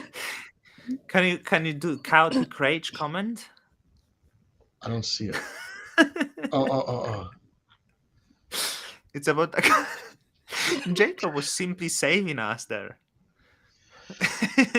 Why not get Jacob on here one time? He's busy deving now. He's just Jacob is too busy. He's deving. Well, not only that, when his prop passes, he's going to be responsible for the hub's code 24/7, 365. He's going to also be able to. He won't sleep because he's going to monitor Luna Classic, AQUA DAO, and Bostrom, and also Ukrainian real estate trends.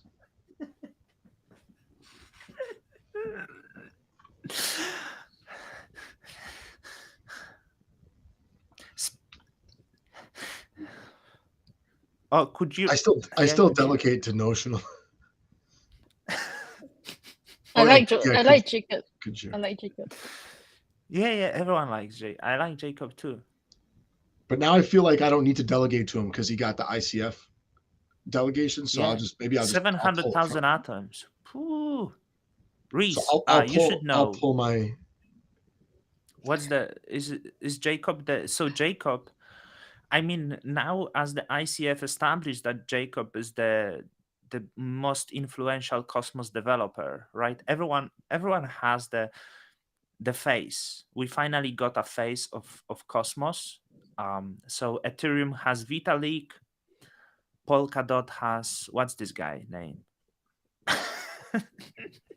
Gavin Wood. What? Gavin Wood. Cardano have Charlie, and we got Jacob, the biggest developer of Cosmos, the most influential. He's responsible for the stack of Cosmos. We are in good hands. 24/7. I agree. 24/7. Yeah, 24/7, looking after us. Spade, do you have boyfriend? Yes, I do. Nice. How long? Did someone ask it? No, I'm just asking for them. They're a little shy. Yeah, almost 3 years. Nice. What? Yeah, almost 3 years. Does he like crypto? I think he tries, but he's not really open. Like he does use osmosis and stuff, but he slopes his back, so I don't know. He doesn't really. Not really open-minded. Not enough open-minded. Nice. Not really. No. He did have like Kujira and stuff, but then he sold it like I think a few months back. Yeah. What he will think about this podcast of yours? He doesn't watch. Would you watch it? No, he wouldn't. Good for him. Yeah. Good for him. How about your wife? Does your wife watch your videos? Oh, do your wives watch your videos? Mine does not.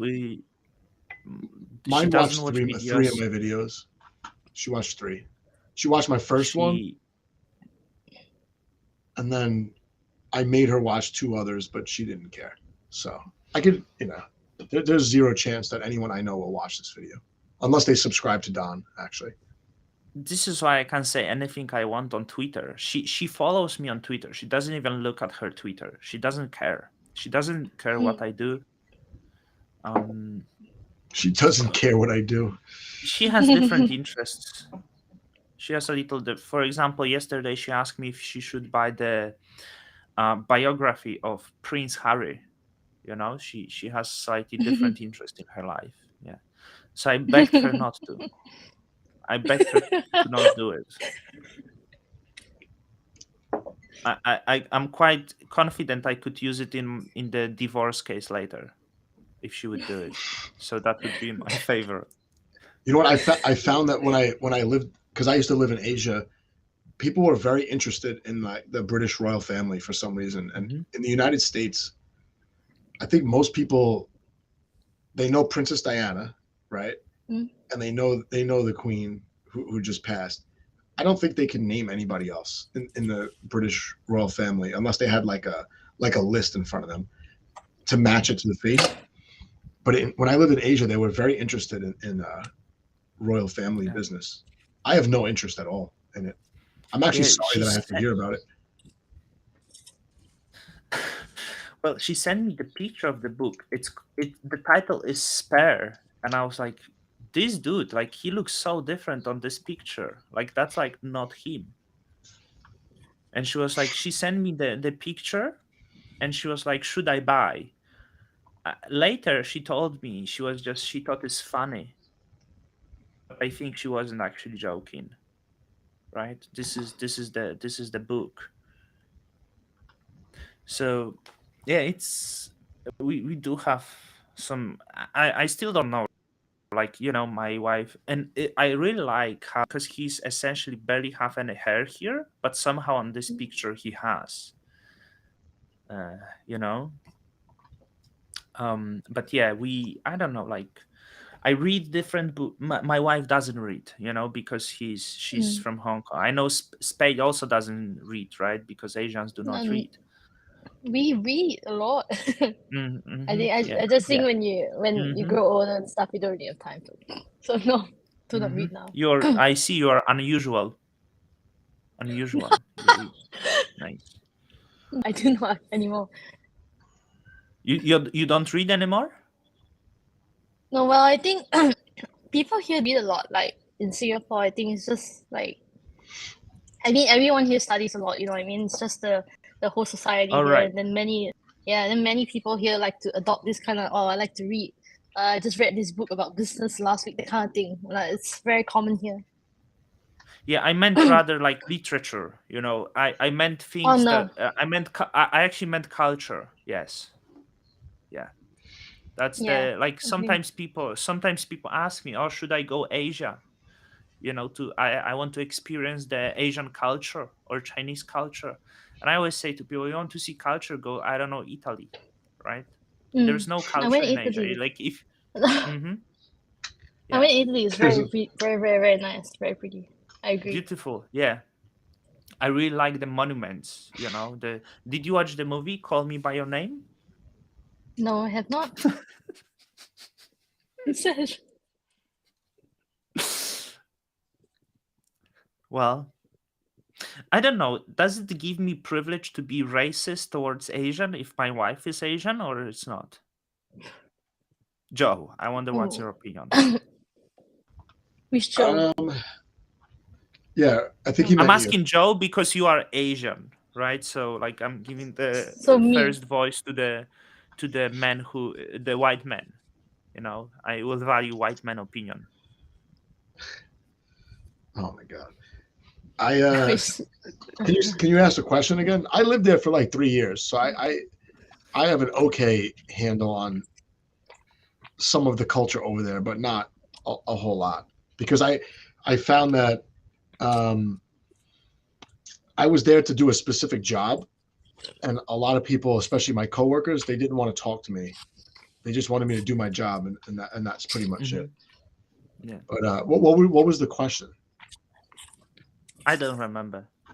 Okay, good, because I don't want to say anything that would get me fired from my actual job. Okay. Spay, what's your opinion? What's the question? It's okay to be racist towards Asian if you have Asian wife? Well, no. If it's inside jokes with your wife, then sure. But in general, I agree with you. racist. I was testing everyone here. I was testing everyone. That was, I was checking if people will be laughing or something like this, because that would be then unacceptable. What do you mean you agree with me? Inside jokes. I agree with you. It's absolutely not correct to do any jokes. When I was in Asia, the most popular book was The Devil Wears Prada, and in Korea, a lot of people were using that movie to learn English.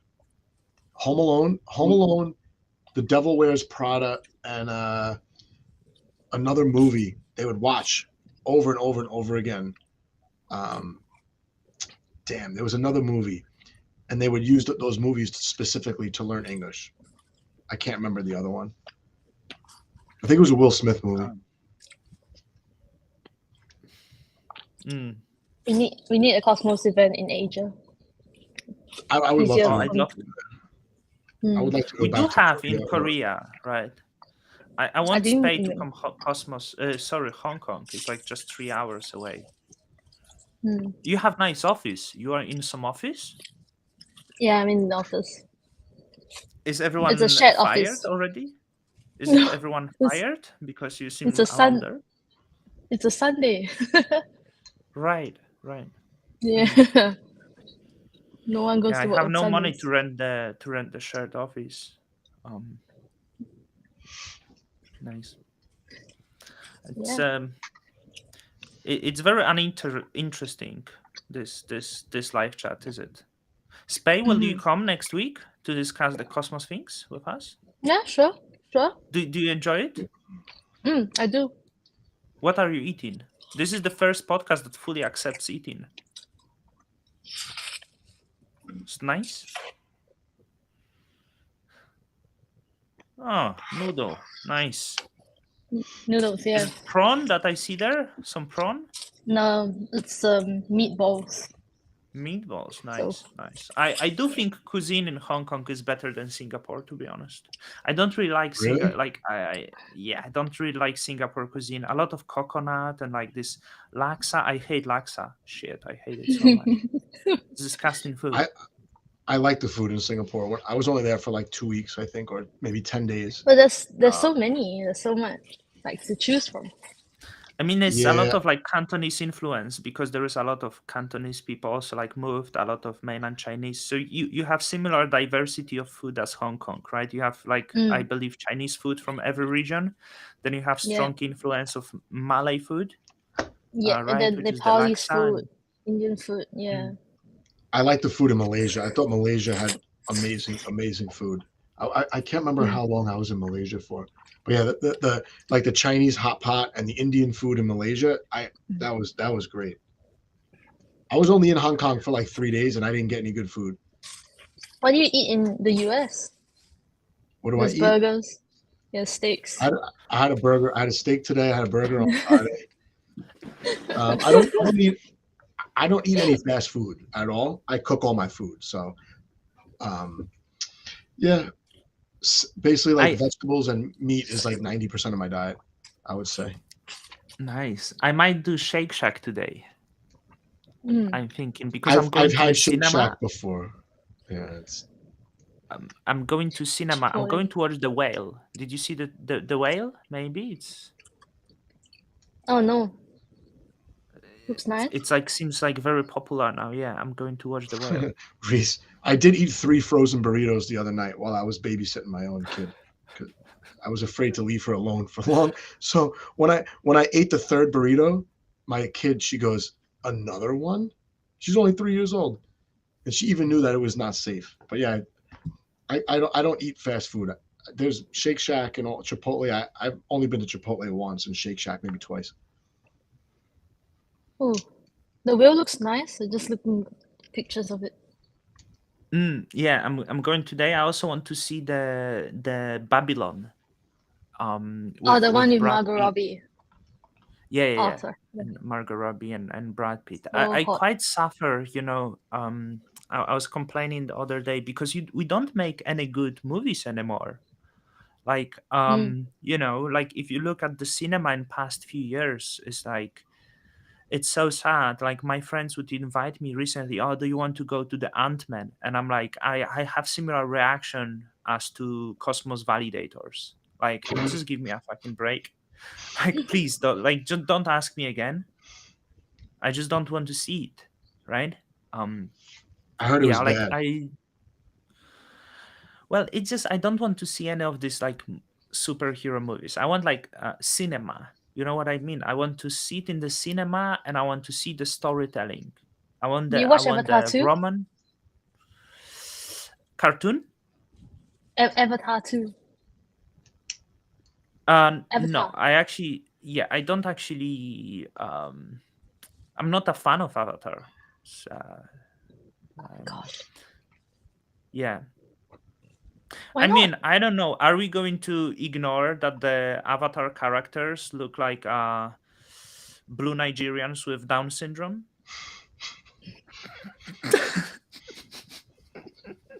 That is so bad.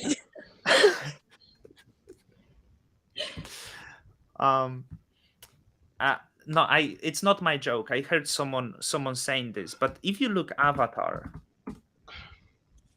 right? I'm gonna Google. They're meant to look like aliens. Oh, you don't know as well. They look. I know. I know. I know what they look like. I've just never seen the movie. They look like certain race humans with like Down syndrome. I think it's horribly racist, to be honest. I don't think so. I think they look like. I don't know if you've ever watched Thundercats. They look like Thundercats, but they're blue. Yeah, but as I said, I need to say that wasn't my joke, but I thought it was pretty funny. Too late. It's already on YouTube. Okay, I don't care. Yeah. Have you? So you guys have never seen Thundercats? Thundercats was maybe like the best cartoon in the '80s. One of the best. Here, look. I'm not. Yeah, I wasn't born yet. You know, they look like them, right?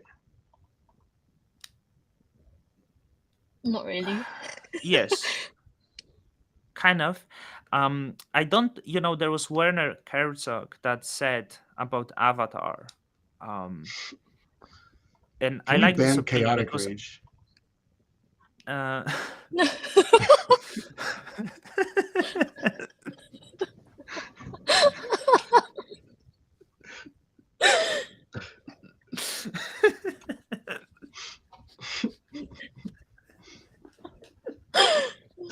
This casually roasting.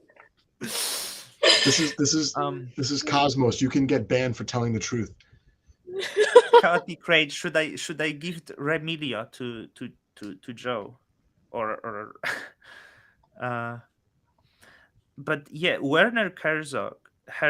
He set up the Avatar one that 3D technology is all beautiful and great, but it's essentially like what is called like new age pseudo intellectual crap. That's all Avatar is. And I kind of agree with that. I enjoyed movie, Avatar 1, like beautiful, and I think actually James Cameron is like not bad storyteller, but like it's not my king of the movies, I like the simple movie storytelling, love, bonding, human emotions, and it's just like not yeah.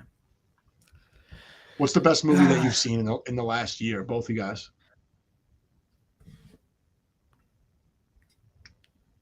Cocaine Bear. I don't really watch movies, but the last series I watched was really good. Was The Last of Us. It's still ongoing. Oh, the series. Yeah, the series, The Last of Us. I need to watch. Yeah. It's very good. Super good. Let's see. It's like the game, but with some like different additions. Like they changed up a few stuff, like much more in-depth storytelling. But it's really, really good. Got it. All right. I think I don't know what in the last years. I think like Call Me by Your Name was, but I seen it a few years ago already. So it was a nice movie. It's a gay movie. Yeah. It's nice. I really like it. The soundtrack, beautiful. That's the. Oh, I know. Licorice Pizza. I'm a huge fan of Paul Thomas Anderson, so I watched it like a year ago, right? Licorice Pizza is the Paul Thomas Anderson movie. I do really like it. The Many I didn't really like. I think it was a bad movie, to be honest. You like romance shows? You're a romance guy.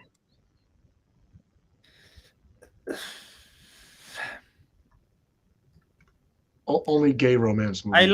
I like storytelling, right? I like storytelling. Yeah, romance. So I heard this one, All Quiet on the Western Front. I think that pumped up the ads as well. Apparently it's really good, but I haven't watched it. I have not seen that. No, I haven't seen it. I don't watch that much TV. I don't watch that many movies. I can't even remember if I watched any movies in the last year. I watch kid movies because my kid's 3, so I have to watch all that crap. Like, how about anime? Not anime, but I saw in the movie theater Minions or something like that. I think that's what I saw. Actually, I thought it was pretty good. For a kids movie, it had a lot of jokes for adults in there. It was one of the Minions movies. The kids' movies are really bad. Really, really bad. Like Frozen is really bad. Moana is a really bad movie. Pretty much all the new Disney movies are really bad. Dora the Explorer is not pretty good. It is not good. Have you seen the movie Luca, the cartoon movie, Don?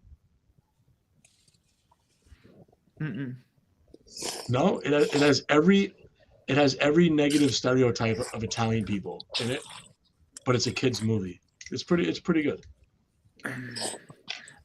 From the cartoons, I don't know. I did enjoy like BoJack Horseman, which was on like Netflix. I really like BoJack Horseman. Did you watch? Never even heard of it. It's like a Family Guy. Really? Oh, like you should watch BoJack Horseman. It was really good. Oh, BoJack Horseman. I've never seen it, but that's a show though. That's not a movie, right? It's not a movie. It's TV show. Yeah. This person, Chaotic Rage, is saying Pixar movies are good. Which one? Toy Story is dumb, and I think Monsters Inc. is okay, but Toy Story is stupid. Did they do B Movie? Is B Movie a Pixar movie? Because B Movie I thought was actually really funny. My kid didn't understand it at all, but I watched it like 3 or 4 times. Austin in the comments saying game had no gay shits. They actually did. The Last of Us did have a bit, but they kind of exaggerated it a lot more in the show. So yeah, just a tip for anyone who's watching The Last of Us. Episode 3 is really, really, really gay, which is quite nice. It's a nice story. So, but yeah, if you don't like gay stuff. I think I didn't sleep enough today. Right, you only got 8 hours of sleep, right? Yeah, that's not a good. That's not a good. Those are like Web 2 statistics for sleep, right there. You need to get in the Web 3 mode where. How much? 9.5 hours. Me? How much you sleep, Joe? Yeah. No, I don't sleep at all. My kid wakes up every hour and a half. I'm not even kidding. Since we've been on this live stream, she's woken up twice. I could hear her. But I'm how old is she? And you completely ignoring her. Nice. Oh, my wife is there. My wife is there. I told my wife I'm doing an important podcast. I told her I'm doing a podcast with Joe Rogan, and I can't be bothered. But no, I have a baby who's 4 months old, and then another little one that's 3.5, and then my wife's daughter's 13. But the little one, she wakes up like every 90 minutes at night. She doesn't nap during the day, so it's a little bit. The last 4 months, I have no memory of anything. I think also like animation movies are just so bad now. Like I don't know. I feel like the old movies, like the it almost make me feel I want to watch the like very like old Walt Disney movies when the Pinocchio animation was drawn. Yeah. Yes. Like this I was think, like great. I watched Pinocchio, and and Pinocchio is actually a really, really, really good movie. There's a lot of like hidden messages that kids will not understand till they're older. Pinocchio is probably one of the best Disney movies, and it's from like, I think it's from the 1940s or something like that. Yeah. I wanted to watch this one, you know. I and there was in a lot of these old animation movies, you had, you know, a lot of morals that was being passed. You know, the graphics, they were just like so beautiful. It's insane. Like, and it was all, and now you have all of these digital movies. It's bad. It's bad. And it actually doesn't have the history, right? So what I'm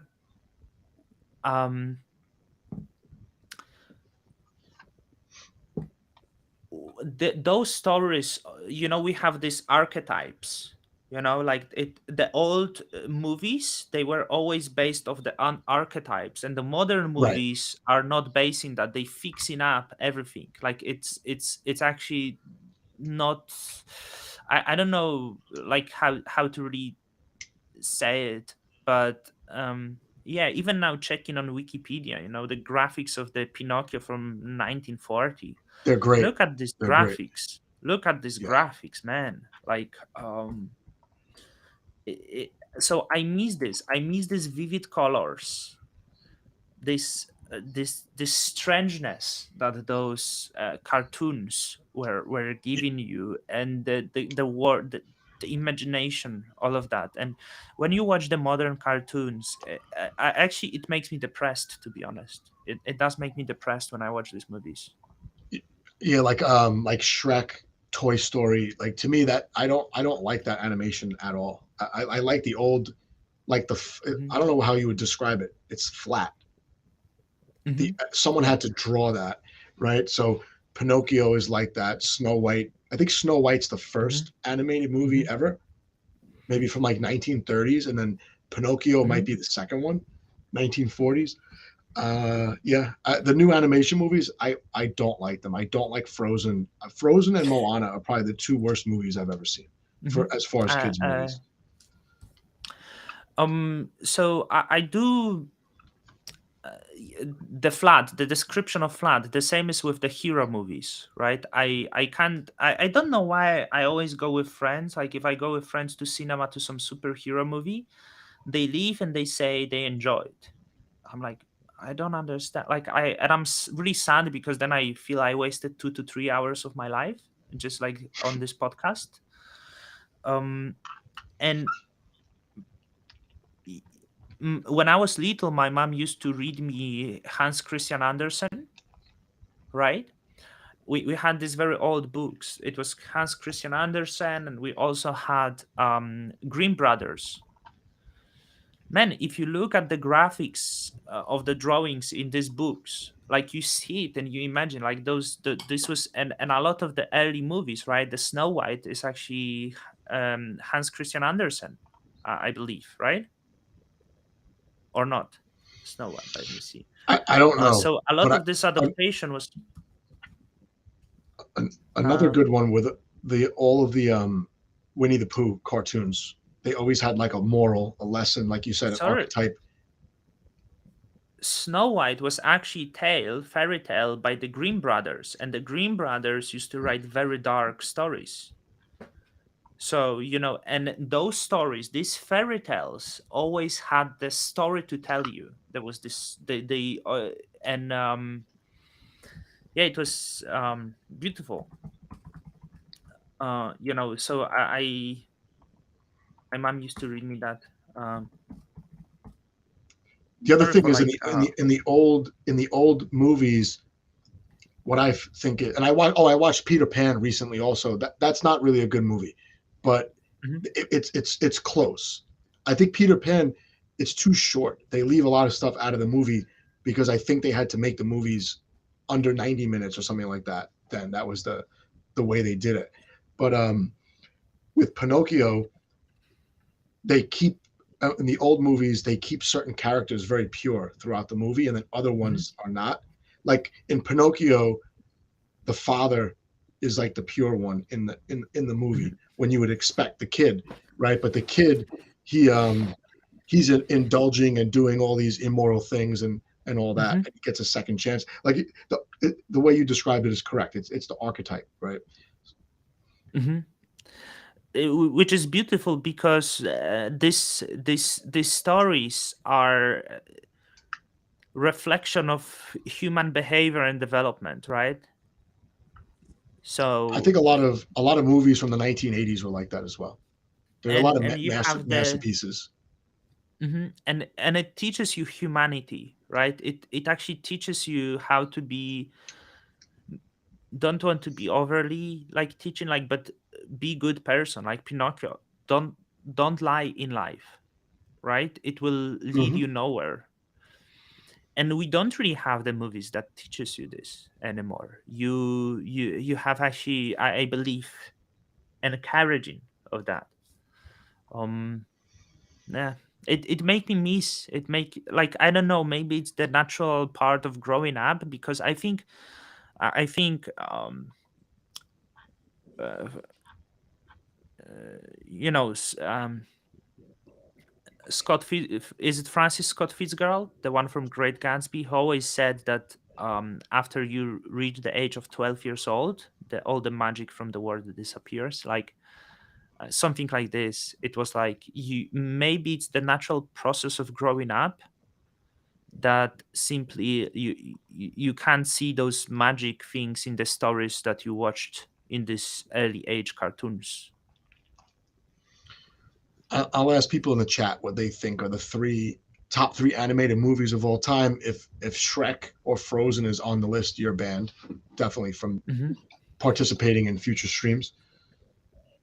Okay, friends, I have to go off because I have to write an article. But it was really fun being on this podcast. I'll join you next week. Okay. Oh, good. Nice to meet you. Yeah, I guess that's the yeah.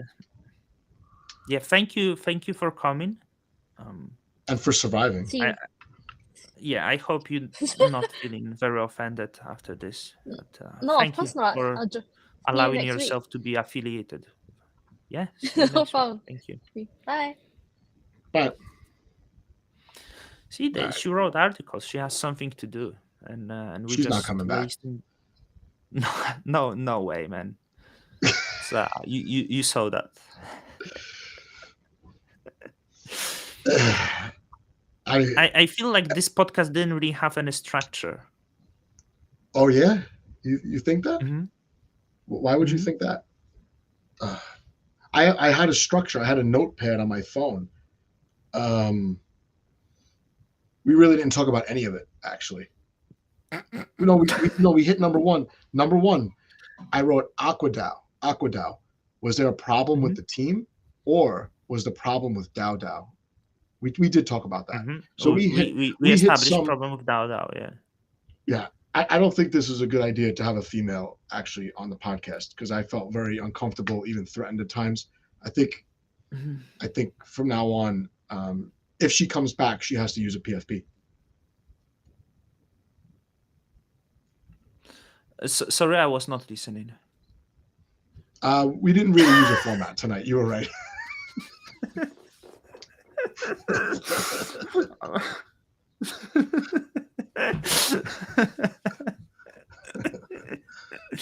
Yeah. Do you? Oh, she's still here. You know, she preferred to be a viewer than I guess. Of course, she's definitely gonna watch it. How do you say you're gonna write an article and not continue to watch the stream? Yeah. I invited Bonzi. I mean, I told Bonzi that he will be a guest on this stream, and I forgot. But because we got a woman, and I think it's clear that we prefer a woman. In case Spay don't want to come next week, do you think we have some backup women? I think if we have a format, Spay will come back, and I think we could talk more about what's in her expertise, or any of our expertises if we have any. She probably has more expertise than I do at any given thing. But yeah, if she comes back, I mean, why would she? I don't know. It's like She could ruin her career. Like, I mean, because yeah? I don't have anything to lose, I think. Right? I don't either. And if there is certain comments coming from me, right? And you are on the video with me while I make the certain comment, and there is people from your school watch this video, it could ruin your life, essentially.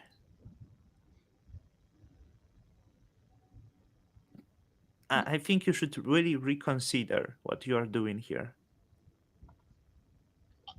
I'm sorry, I wasn't listening. Just say that last part again.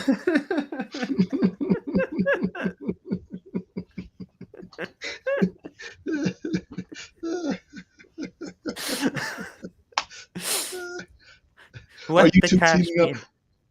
You know, well, we're not teaming up. We're in the same like no-fly zone for Cosmos governance. I feel like one by one, everyone who has blocked Don will eventually block me, I think. There is like I think that is the space for the leftovers. Is the space like for nobody. Yeah. Yes. It's like which like but if you think of it, I shouldn't even do it, because if I would play it right, I could actually do it, you know, in this group, Better Media, with Jacob Gadikan. I could message Jacob and I'd be like, Jacob, congratulations on the proposal passing when it passed. I do appreciate the job you do.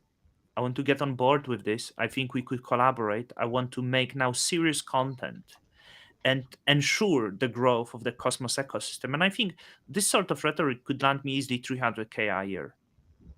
But I'm choosing to go here, right? I'm like, I think people should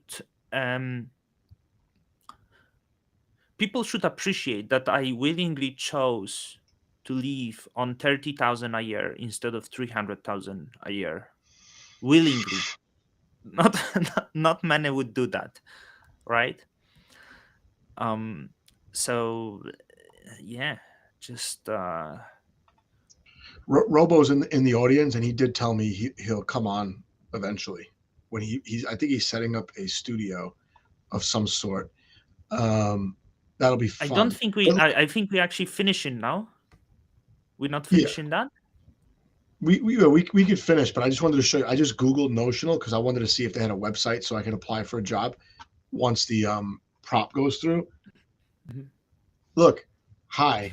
Nice. I personally relay 54% of successful IBC transactions. That just comes up when I Google Notional. Mm-hmm.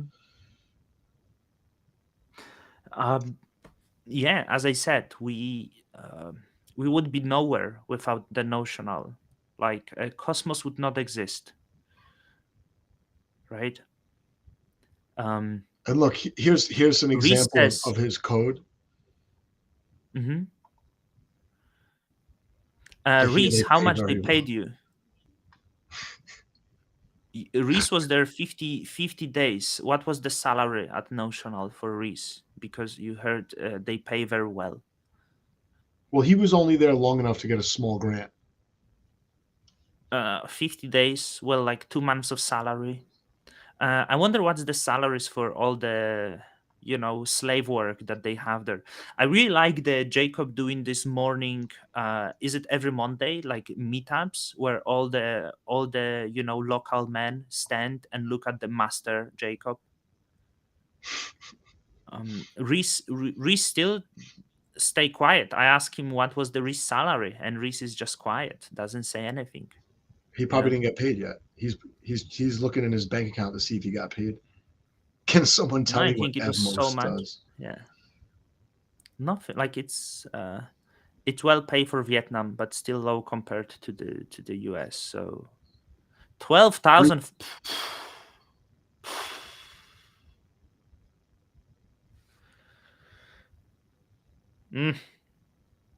Man, I better start deving.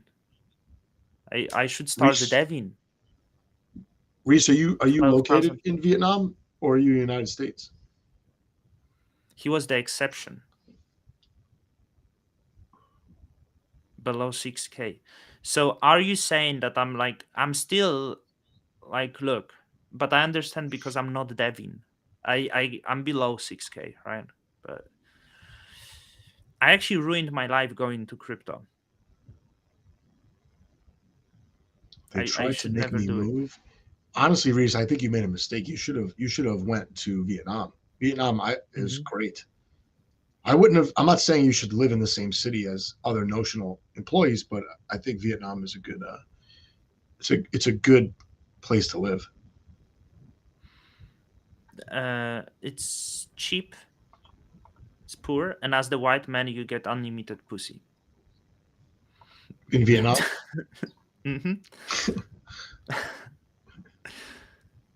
And they don't really complain. All you have to do is be white. Guys, make sure you like this video, share, subscribe it, put your comments down below. Smash the like button. What you are doing, people? Smash that like, just like you're in Vietnam. Smash that. Smash that. Yeah. Without lubricant. Come on. You know, like no,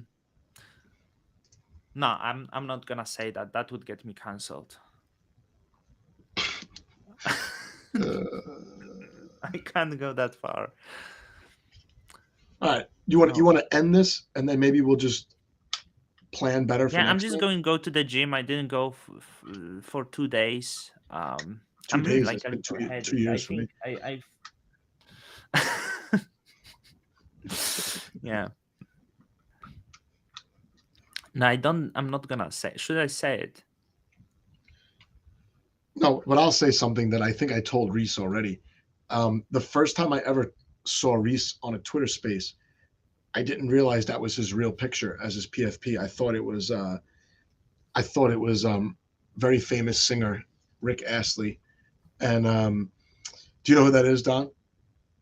Is it the real picture of Reese? I think so, but I thought it was Rick Astley.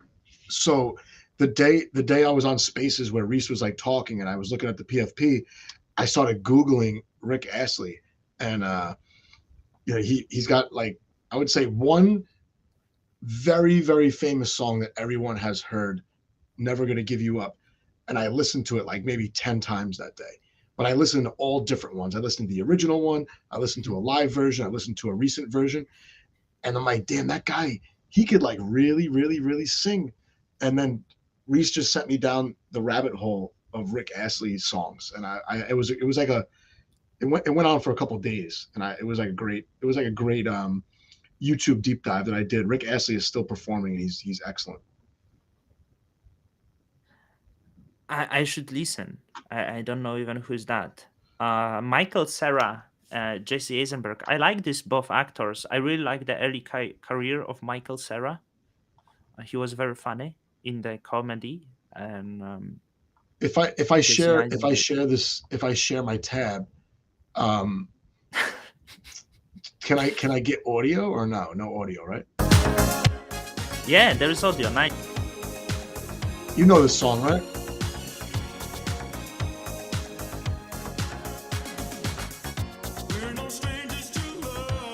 Ooh, what a Good. voice.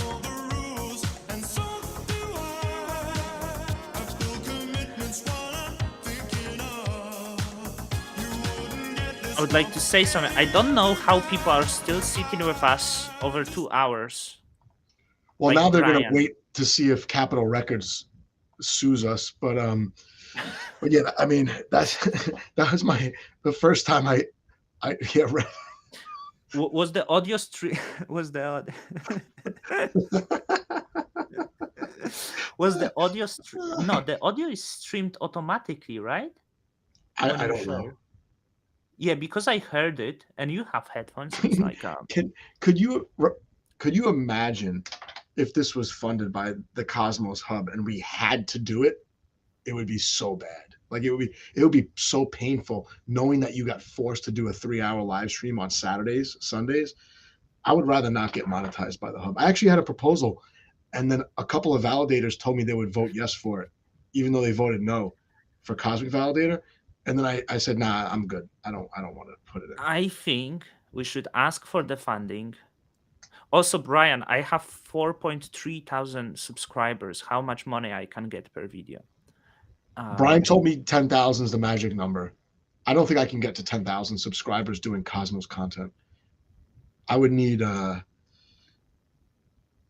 I don't even know I can reach 10K, and then maybe I'm too powerful to ignore, right? You might, but you might have to do some Polygon content. Do what Cryptocito is doing. He's moving to other ecosystems. He's already tapped out Cosmos. The follower count is probably the worst number to judge a channel, because you need active, right? Because engaged let's say I have like 1,000 something, maybe 1,200 subs, but maybe 1,000 of them subscribed like at the beginning of last year before the bear market, and now they don't even care about crypto. So I was putting really good engagement, man. Like I had the period where like nearly every video was getting close to 1,000 views, which is good for the size of the. But yeah, like 1,500 subscribers subscribed to me when I was like very different place, right? It was very different content. So yeah, like that doesn't reflect anything. A lot of my subs are recent, like the last 4 months. I would say like half of them are probably from the last 4 months, which is good. So I probably should have put out more videos the last couple of months, but I was being really lazy, man. So here, this is what for people that don't know, this is pretty interesting. So we get like a special 4.4%. Wow, that sucks. That's bad. Impressions click-through rate. Yeah. Usually it's like 3. What does that even mean? I don't even know. What does that mean? Oh man, like you need to improve your thumbnails. Like my yesterday video is absolutely disaster but I knew because it's the guide, so it has 3.4. But do you know I can pull in the like over 10% often? It's just like yeah. I don't think I've ever pulled 10%. What does that mean? People click on your thumbnail? My record is over 20%, so it means that this is percent of the people who saw your thumbnail and clicked on the video. So it means but then this number would be low. But this number would be low. For me, I need watch time. Because show me analytics. Show me analytics, and then we're gonna end it. Yeah, show me analytics of all the video. I'm like, and I want the last 28 days and how the videos are doing. Right. This right. I didn't put out any content. Watch time. And show me the watch time below. What do you have the watch time below? Scroll down. Oh, this is like recent uploads. It's just the live stream, so they have much less of the watch time. But but the minutes for me, the minutes matters, right? The minutes, I have to get monetized by minutes. I need like, I don't know. Sorry, not by minutes, by hours, not minutes. So I think I need maybe like 700 more hours, and then I get monetized. But I'm sure that it's not going to be. It'll be pennies a month probably, right? Can I show my stats? Mine are absolutely killing it. Sure. Can I flex? Yeah. I'm posting like nearly every day, so this is the data. Brian's right. Brian, I took like 6 weeks off during the peak of my engagement. Yeah, you need to do every. I screwed myself, but I was very tired. Every day now. So you can see the average watch time, but it's videos, it's not live stream. It dropped a little bit. Often 8 to 10 minute videos are not going to get me where I need to go. That's the problem. I would love to only do 10-minute videos, but the amount of work to do a 10-minute video is almost the same as a 20-minute video, and I need watch time. This is last 28 days, right? So, and as I post in nearly every day, when you look at 365 days, you can see the channel is slowly growing, but very slowly, right? You got a good boost, I would say, from like October to December. You got a very good boost when you started putting out like every day content. I noticed. Yeah. Yep. Yeah. My most popular video in the last year is the video with Takumi, the interview. And the second one, which doesn't have much of the watch time, is about Journey Crypto, who pulled out $65 million out, which is like not Cosmos related because it was still time. Like was around November 2021 when I still didn't like really start making solely Cosmos content. So I was different. I was just talking about different crypto influencers. And of course we have Fortis, very popular project. Oh yeah, my Fortis videos got a lot of views just because that shit was so confusing. Mm-hmm. Yeah. So I think the data quite impressive. Should we end it? It's yeah, sure. Yeah, Joe, amazing pleasure. Like I think this video really like sucked, but it's like as every podcast we are going to do in the future, we should get sponsorship, and it would be pretty funny because we promise it'll be better if we're getting funded. But we will not. And once the funds are in, Chachin secured, and continue doing what we do. Right to Kraken. Mm-hmm. Yep. Joe, pleasure. Enjoy your night. See you later. Thank you. Bye-bye. Bye-bye. Later.